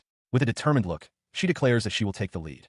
Harold is taken aback by her sudden confidence. He remains flustered, but Alexandra beams with a bright, reassuring smile. Seeing her resolve, Harold blushes, extends his own hand, and formally asks for the dance. Now on the dance floor, Harold holds Alexandra close. He reflects internally that he never saw such a smile from her in the world of Enza. Below, they're seen gliding across the grand ballroom as Monica watches from the sidelines. As they move to the music, he wonders aloud if he is truly managing to dance. Alexandra giggles, reassuring him that he is doing very well. Their dance is suddenly interrupted as another couple bumps into them. Lorenzo Salvatore, dancing with a red-haired woman, turns and apologizes for his clumsiness. Harold is startled by the unexpected collision. Amidst the applause of the other guests, he recovers his composure. Harold turns back to Alexandra with a gentle smile, telling her not to worry about it as they continue their dance. From a distance, Monica watches them, covering her mouth with her hand to hide a smile. She thinks to herself how wonderful their dance was, noting that His Highness Harold couldn't quite hide his own smile. Alexandra's heart fluttered, her cheeks flushed with a gentle warmth. She clasped her hands together, a quiet joy filling her as she realized another one of her wishes had just been granted. He, in turn, seemed flustered by the experience, a blush creeping up his neck. Alexandra simply smiled, apologizing for any trouble she might have caused, to which he could only manage a stammered agreement. Their moment was cut short by the arrival of Lorenzo Salvatore, who approached with a placid smile and a bow. He addressed Harold directly, offering a grand apology for his earlier interruption and insisting his rudeness was unforgivable, though Harold, visibly annoyed, could only think how persistent the man was. Internally, however, Lorenzo's thoughts were far less apologetic, a smug smile gracing his lips as he silently warned them not to interfere with his own pleasant evening. He then turned his attention to Saint Christia and her knight, Cauradel Mio, declaring that they should be on their way as they couldn't keep the saint waiting. As Cauradel expressed her thanks, Christia offered a subtle wink. Lorenzo gave a final, formal farewell to Harold and Alexandra, stating that they would now take their leave. As he departed, Lorenzo remarked that he had fulfilled his minimum duties as a guide and would now leave the rest to someone else. Harold watched him go, his expression still clouded with irritation. A short distance away, the household staff, led by a senior steward, bowed in unison, their duties for the evening seemingly concluded. The steward then approached Harold, thanking him profusely for his efforts. He declared that, thanks to the prince, the first day of the event had concluded successfully. The praise from the entire staff left Harold momentarily speechless, a blush rising to his cheeks. Monica leaned in close to Alexandra, murmuring with a knowing smile that his contributions are only visible to those who are meant to see them. Harold, meanwhile, averted his gaze, still feeling as though he had done nothing of consequence. Alexandra then turned to him, her expression soft. She gently asked if he understood just how much he had devoted his heart and mind to ensuring the delegation from the Holy Kingdom was welcomed properly. He looks down at Alexandra with a gentle smile, suggesting it's time for them to depart. She gazes back at him, a blush on her cheeks, and gives a soft, happy murmur of agreement. In the background, the entire household staff, including Monica and Marion, bowed deeply as the pair prepares to leave. Against the stone wall, Prince Harold sits hunched over, consumed by despair. He sighs, muttering to himself that his situation is utterly impossible. Beside him, the cat Caspar Rieg looks on. His thoughts drift to the reason for his anxiety. His duel with Carla is today. He knows he stands absolutely no chance against a top-class physical combatant like her. Still, he hadn't expected the match to be a real duel, and he silently curses Wilfred for it. As he hugs Caspar Rieg for comfort, the cat asks if he'll be all right. Harold forces a laugh, trying to convince them both that it will all work out. He tries to compose himself just as a voice calls out his name. Alexandra has arrived, and seeing him on the ground, she wishes him a good morning before asking why he's sitting there. He scrambles to greet her in return. Alexandra advises that they should head to the training grounds immediately, stressing the importance of warming up before the match. In the distance, Carla is already doing just that, letting out a powerful cry as she swings a massive sword. Harold can only agree. As they walk, a familiar maid, Marion Seiler, spots the prince with a look of surprise. Ahead of them, Lady Carla stands poised with her sword, her focus absolute. Harold approaches his opponent, and they shake hands. He returns her formal greeting, but Carla smiles with unshakable confidence, thinking to herself that she will be the one to claim victory. A wave of dread washes over Harold. Carla holds his hand firmly, a trait befitting her reputation in the game, in Haza, as the embodiment of chivalry and a respectable heroine. She finally lets go, suggesting they save the rest for the match, before executing a powerful practice swing that makes Harold flinch. Harold watches her, reflecting that in this world, game skills don't exist. He can only imagine the grueling effort it must have taken for Carla to reach her current level of power, likely training until she spat blood. His intense staring makes Carla self-conscious, and she murmurs that it's a bit embarrassing. Startled, Harold panics and apologizes profusely. He blurts out that he was just thinking how beautiful and pretty she was. The unexpected compliment stuns Carla into a blushing silence. Realizing what he just said, Harold recoils in embarrassment as Carla manages a quiet thank you. His compliment struck Carla with the force of a physical blow, leaving her utterly flustered. Steam seemed to rise from her as she internally processed his words, thinking to herself, "I knew it." Her intense reaction sent Harold into a panic. He frantically tried to explain to Marion and Alexandra that it was all a misunderstanding, while Caspar Rieg watched from the floor. Unfazed, Alexandra calmly asked him to clarify what he could have possibly meant by thinking of Carla in such a way. Before he could formulate an answer, he was unceremoniously pulled away to prepare for the duel, collapsing onto the floor in the process. Sometime later, having finally prepared and donned his formal uniform, Harold arrived at the dueling grounds. He was taken aback to see a large, influential audience had gathered, including Christia and his brother Wilfred. He also spotted Lorenzo, Cardis, and even Raphael. Wilfred announced that with the Holy Kingdom of Balshan's delegation present to judge, both kingdoms had put their pride and prestige on the line for this match. He grimaced, realizing the situation was far more political than he had anticipated. It wasn't about the kingdom's pride, it was a setup. With everyone from the Holy Kingdom's delegation watching, it was clear they wanted to humiliate him and drive him into a corner. He suspected it was a cunning, if stupidly elaborate, plan orchestrated by either Cardis or Wilfred, or perhaps both of them working together. Across the arena, Carla, now clad in full armor, voiced her own intentions. She declared that she didn't care about the result. All she wanted was to fight Prince Harold with her full power. Harold quietly agreed, acknowledging to himself that winning didn't matter here. His sole focus was to answer her sword in kind. The two combatants faced each other, ready for battle, as the spectators watched from the sidelines. Just as the duel was about to begin, Wilfred's voice cut through the tension, calling out to Harold and demanding to know where his weapon was. In response, Harold raised a large, sturdy shield. With unwavering resolve, he declared, "My weapon is this shield." His choice of weapon drew immediate ridicule from the spectators. Prince Wilfred, flanked by his brother Cardis and other nobles, laughed openly. He mockingly asked if Harold's grand plan was simply to endure Carla's attacks without retaliation. Christia, too, covered her mouth to hide a smirk, finding the situation amusing. Unfazed by the jeers, Harold let out a confident laugh. Carla, his opponent, turned to him with a determined smile, suggesting they disregard the onlookers and simply fight with all their might. He readily agreed. With the duel underway, Carla wasted no time. "Here I come," she cried, lunging forward and bringing her sword down in a powerful arc. The blade met Harold's shield with a deafening clang. To her utter shock, the shield held firm, completely halting her momentum and absorbing the full force of the blow. In a courtyard, Prince Harold de Havels faces off against Carla, their blades locked in a swift exchange. He observes her form, seeing the skill behind her defense. He internally praises her amazing defensive ability, admitting that even a feint couldn't create an opening. Carla, meanwhile, catches her breath, feeling a surge of confidence. She reflects that after defeating Cedric, who was as strong as the heroines, and now fending off Carla's attack, she has earned the right to believe in herself more. The brief respite ends as she lunges forward with a powerful shout, her blade a blur of motion.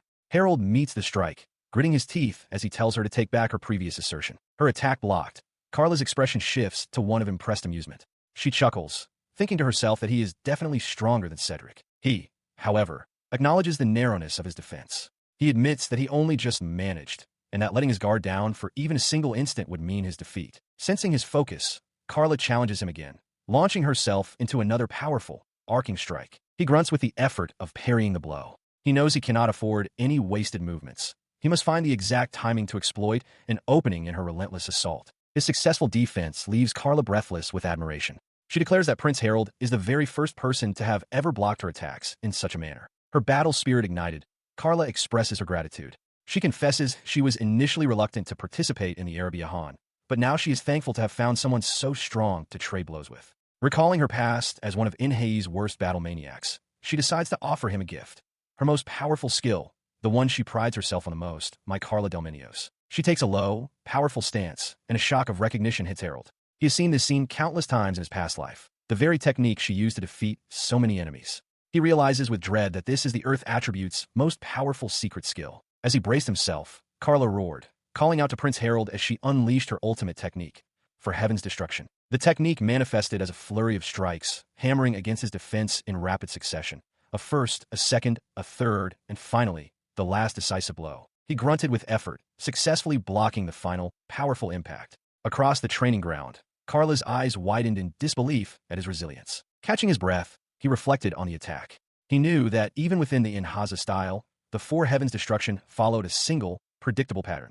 That foreknowledge was the only reason he had been able to defend against it. Across the arena, Carla knelt on the ground, her strength spent. She was astonished that he had managed to defend against her technique so completely. The exertion took its toll. Her body locked up, rendered completely immobile by the technique's after effect. He knew that such a powerful skill came with a significant risk. Just as he remembered from the game, the side effects would paralyze Carla for several seconds. He acknowledged it was a wonderful technique nonetheless. But even with that knowledge, the force of the blows had been immense. His arm trembled as he admitted to the onlookers that he could no longer hold up his shield. Unfortunately, he had reached his limit. Hearing this admission, Lorenzo rose to his feet and made a declaration. Since Harold could no longer fight, the match was over. The victory belonged to Lady Carla del Minio.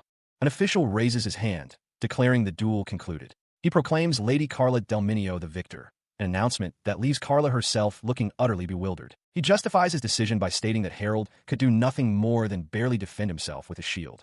Seeing that the prince is exhausted, he believes it is the appropriate time to end the match. From his position on the ground, Harold scoffs internally at the farce. Nearby, another prince agrees with the official's assessment, remarking that it was merely a match of goodwill, not one intended to inflict injury upon Harold. Watching from the sidelines, St. Christia sighs with an air of boredom. She looks toward Carla and tells her to stop it already. Her comment enrages Carla, who shouts for Christia to shut her mouth.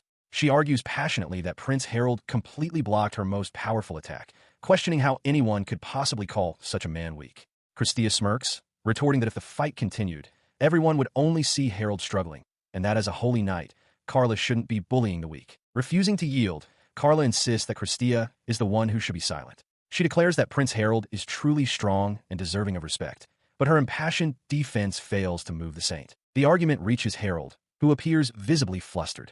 He thinks to himself that everyone making these selfish assumptions and mocking remarks about him needs to stop. She then turns her attention directly to him, shouting that he must know he could be punished for this. Still crouched on the ground, Harold looks up at her and flatly calls her an idiot. His blunt insult stops her mid-sentence, her expression shifting to one of pure surprise. He then rises, extending a hand with a warm smile. He thanks her very much, adding that he truly enjoyed their match. His unexpected offer leaves Carla momentarily speechless. Her eyes widen as she looks at Prince Harold, a mix of surprise and gratitude on her face as she quietly acknowledges his words. He then formally proposes that they have another match sometime in the future, one where no one else can interfere. With a bright, sincere smile, Carla accepts his proposition, her spirits clearly lifted. With the matter settled, he turns to Alexandra and Marion, signaling that it is time for them to depart. They walk away, leaving Carla and the remaining crowd behind. From a distance, St. Christia watches the exchange, her expression unreadable as she observes Harold's departure. Later, in a private room, Harold lets out a weary sigh, admitting that the day's events were exhausting.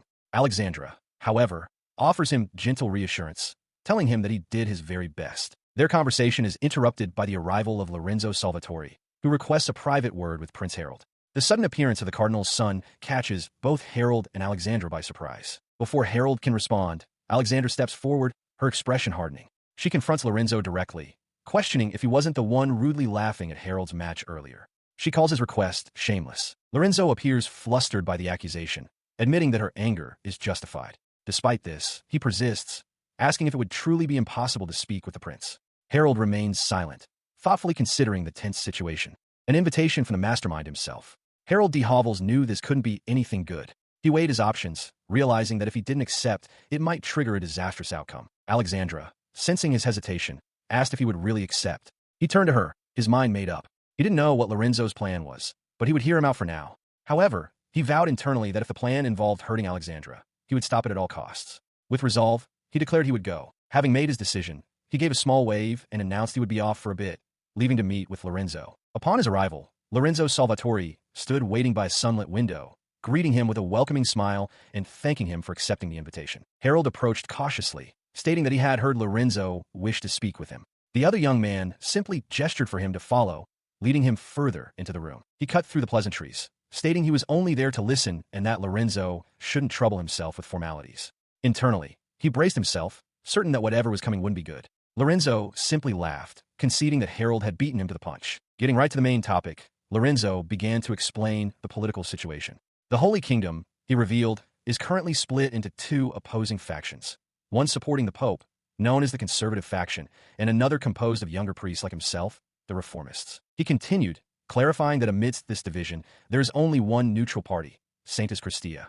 Lorenzo admitted that he had tried to invite her to join his faction before, but had yet to receive a definitive answer. This, he explained, was why he had accompanied the Saintis on her delegation to this kingdom. His primary hope was to win her over to his cause during their stay. Harold processed the information, summarizing what he understood.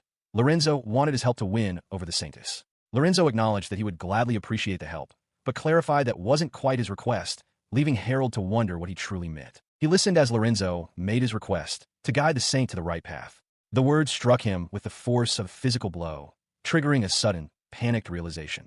This was it, the Saintis kidnapping incident from the original story's plot. The prince then recounted the events as they were supposed to unfold. In the city of Enhaza, Saintis Christia would suddenly disappear one day. In response, the kingdom would seal its borders and shorelines to begin a massive investigation. But their efforts would be fruitless. They would never find her. He explained that Wilfred and the other heroines would do their best to search for the missing Saintis. However, the villainous Prince Harold would use every tool at his disposal to get in their way, actively obstructing the search. Despite Harold's meddling, the heroes would eventually discover Christia confined within a port city. They would defeat the mastermind behind the plot, Lorenzo, and safely rescue her, clearing the event. Returning to the present, Lorenzo laid out his proposition. If Harold were to cooperate with him, the Holy Kingdom would undoubtedly lend its considerable support to him in return. He pressed his advantage, detailing the potential rewards. With the Holy Kingdom's power, Harold's current standing could easily be overturned. He suggested that Harold's mother would slowly grant him the trust and favor she had bestowed upon the first prince, completely washing away the humiliation from his earlier defeat in the duel. His words struck a chord. Harold smirked internally, impressed. Lorenzo had certainly done his research. He even knew that the original Harold had been desperate for his mother's love. He let a confident smirk spread across his face. Fine, he declared, his voice steady. Understood. I shall accept this request. He decided then, and there to play along with Lorenzo's proposal. His internal monologue continued as they shook hands, sealing the pact. To avoid the bad end, he had to act in a way befitting his title. After all, he was the incompetent, villainous prince. The memory of that agreement faded as the scene shifted. Now, in his pajamas, Haru slumped over a table with a heavy sigh. He lamented to himself that today was the day of the Royal Academy observation. Beside him, Kasparig placed a comforting paw on his head, asking if he was okay. He is jolted from his thoughts by Monica, his maid, who informs him that it is time to get ready. She adds that the young lady has already arrived. The reminder sends a shock through him. Realizing the time, he springs out of bed, announcing that he will go and change immediately. At the gates of the Royal Academy, an attendant formally addresses Prince Harold, informing him of a message from His Excellency, the Emperor. Harold stands beside Monica, who holds the small black cat, Kasparig. His expression hardens as he asks Monica what Prince Salvatore's intentions are. She reports that after their observation of the Academy, they're to be guided to a specific location. Harold immediately understands the situation. This is a coup de main, a swift, decisive strike. He envisions Saint Christia, realizing she is the key to this maneuver, intended to seize the initiative from him. He instructs Monica to relay his acceptance to the Emperor. Turning to the attendant, Harold asks if he can be relied upon for this task. The man bows, assuring the prince he is at his service, while Monica smiles, ready to carry out her orders. With the attendant gone, he strokes Kasparig's head and murmurs that it is time for them to prepare as well. The cat responds with a quiet affirmation. Inside the academy, a group of students, including Harold and Christia, are gathered. It is explained that the Royal Academy accepts many exceptional international students, fostering an environment where they can interact freely, regardless of their social standing. An academy guide offers to begin the tour, but St. Christia interrupts, turning her full attention to Harold. She asks if he is indeed Prince Harold, then states she has something to ask him and requests a moment of his time. With a knowing smile, she adds that after being watched by him with such a heated gaze, she simply cannot accept no for an answer. She confidently tells Harold to lead her away, and he readily agrees. The two of them walk off together down a quiet hallway, leaving the rest of the group behind. As they walk, Christia asks where he is taking her. With a mischievous smile, Harold replies that it is a place where the two of them can be alone. Christia playfully calls him a wicked man. He opens a door to a small room, acknowledging that while it may be a bit cramped, no one will disturb them there. He invites her to talk for as long as time permits. She is visibly pleased, a blush warming her cheeks. She hadn't expected Prince Harold to be so passionate and direct. Internally, she thinks that she must reevaluate her opinion of him, feeling honored by his forwardness. She watches in shock as Lorenzo Salvatore steps forward, a confident smirk on his face. He addresses her directly, telling her that he will handle things from this point on and thanking Prince Harold for his efforts. He then turns to Prince Harold, offering a disingenuous apology. Lorenzo explains that he was personally asked by the emperor to escort the saint, implying Harold's involvement is no longer needed. He accepts the explanation without argument, confirming that the Valtion Holy Kingdom will not withhold its promised support. Lorenzo praises Harold's understanding, formally introducing himself as Lorenzo II Salvatore. A sharp, knowing grin spreads across his face. As Lorenzo confidently states that with the saint in their possession, everything is simple, Harold cuts him off. He tells Lorenzo to look forward to a certain moment, only to add with chilling certainty that such an opportunity will never arrive. In that instant, a tremendous force slams into Lorenzo's face, sending him reeling backward. The impact is so powerful it cracks the stone wall behind him. Through the shattered wall steps a woman in full plate armor. Her fist is still extended from the blow as she roars at the fallen man, calling him a sinner and demanding he conduct himself properly. The armored knight furiously points her sword at Lorenzo Salvatore, calling him a sinner and demanding his silence. Lorenzo looks on in shock. Below them, Harold de Havel smirks, explaining to the knight that Lorenzo is a villain and that this entire confrontation was a stage he prepared for her to use. He continues, revealing that he decided to stop her the moment he learned she was investigating the saint's abduction incident. A memory flashes through his mind. If the incident were carried out as planned, he would be blamed, leading to the dissolution of his engagement to Alexandra and a disastrous end for himself. Across from him, Lorenzo sits defeated on the ground, admitting he's been caught. Harold declares that he is doing this to protect the things that are important to him. Lorenzo expresses his surprise, remarking that he never imagined Harold could so perfectly imitate the role of an incompetent evil prince. He touches a bruise on his cheek, recalling that he had only told Harold about this classroom's existence that very morning. He muses that it should have been impossible for Harold to have grasped the layout of the hidden passages so quickly. Harold simply stands and listens. His contemplation turns to fury. Lorenzo points a finger accusingly at Harold, demanding to know the full extent of his knowledge. Harold's expression hardens as he stares back. Then, just as quickly, his anger vanishes. Lorenzo smiles serenely, waving a hand as if to dismiss the entire affair.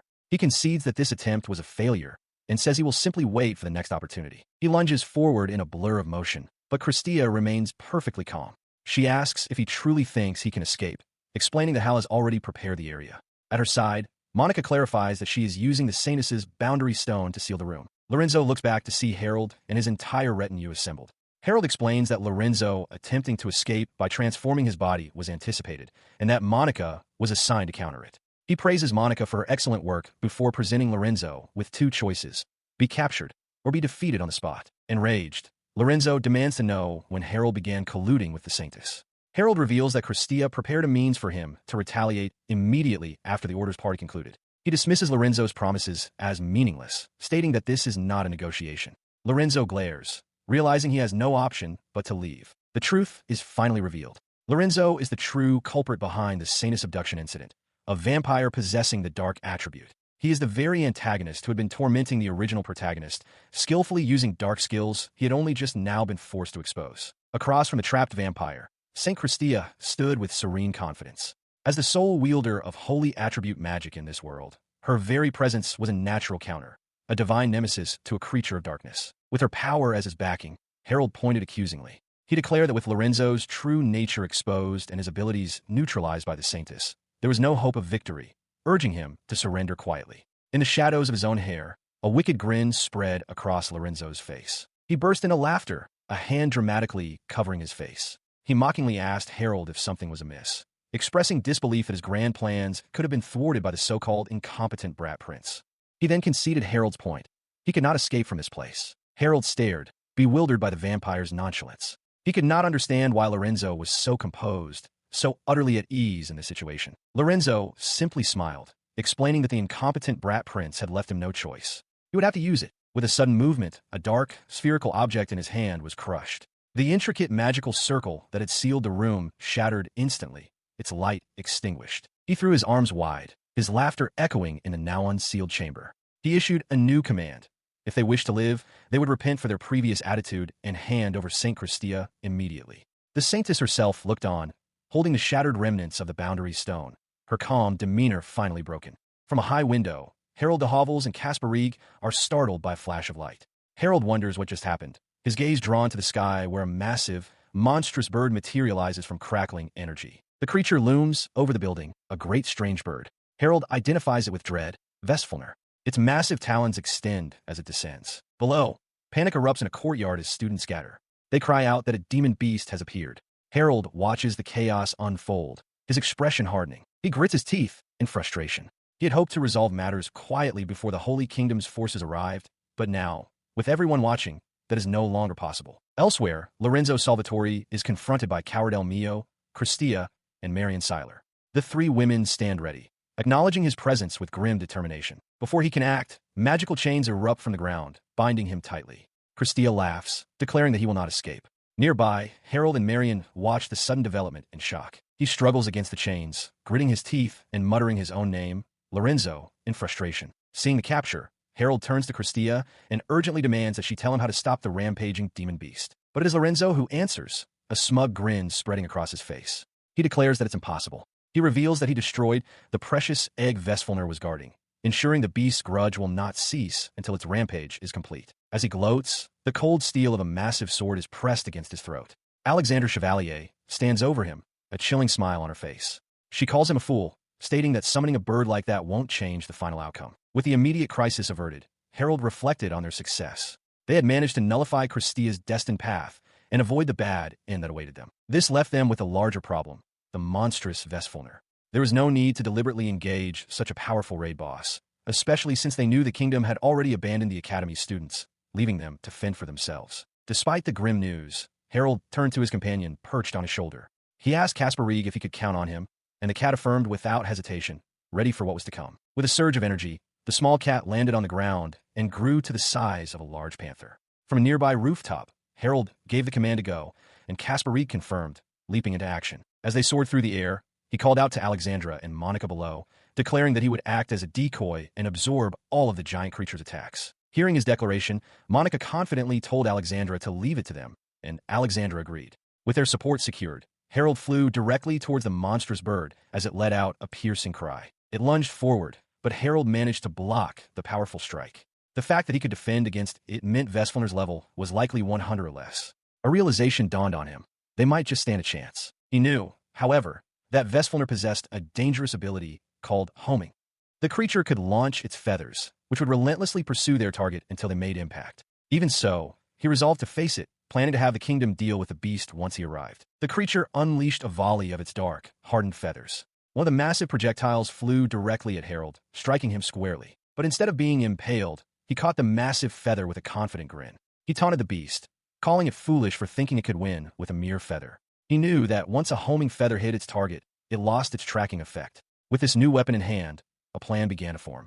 With a grating screech, the great bird Vestfalner lunges, but Harold de Hovels stands his ground, blocking the attack with his massive weapon. He maneuvers carefully, thinking that if he can just lure the beast a little closer, he'll have it right where he wants it. Elsewhere, seeing the beast's attention fixed on Harold, Lorenzo Salvatore seizes the opportunity. He shouts to Marion and his other companions that the creature is distracted and that now is their chance to escape, leading them in a desperate flight down a corridor. As they flee, Marion Seiler glances back, remarking with a hint of surprise that Lorenzo is quite perceptive. He, however, simply looks ahead, his face etched with strain and urgency. Back in the fray, a confident smirk spreads across Harold's face. He reflects on his growth, acknowledging that he is no longer just a useless, villainous prince. The special training, the devoted support of his fiancée Alexandra and Monica, and gaining Caspar Rieg as a partner have all forged him into something stronger. He rejects his predetermined role. He is not a mere stepping stone, not some supporting character to be overshadowed. With this renewed conviction, he charges forward. His gaze drifts towards a high balcony where Alexandra watches. He declares with fierce determination that as long as she is watching him, he will become the main character. He meets another of Vesfalner's attacks head-on, the impact ringing through the air. He taunts the beast, asking if that's all it has and warning it not to underestimate him. Suddenly, the beast vanishes from his sight. Harold looks up, startled, wondering if it flew away. From the balcony, Alexandra and Monica cry out his name in alarm, their eyes fixed on the sky above. His attention snaps towards them. Realizing they are now the target, he roars a command for them to stay back, his voice filled with urgency. He understands what he must do. With a determined expression, he launches himself into the air, weapon held ready to intercept the threat. He soared through the air, realizing the great bird was preparing to use a specific skill to take him down.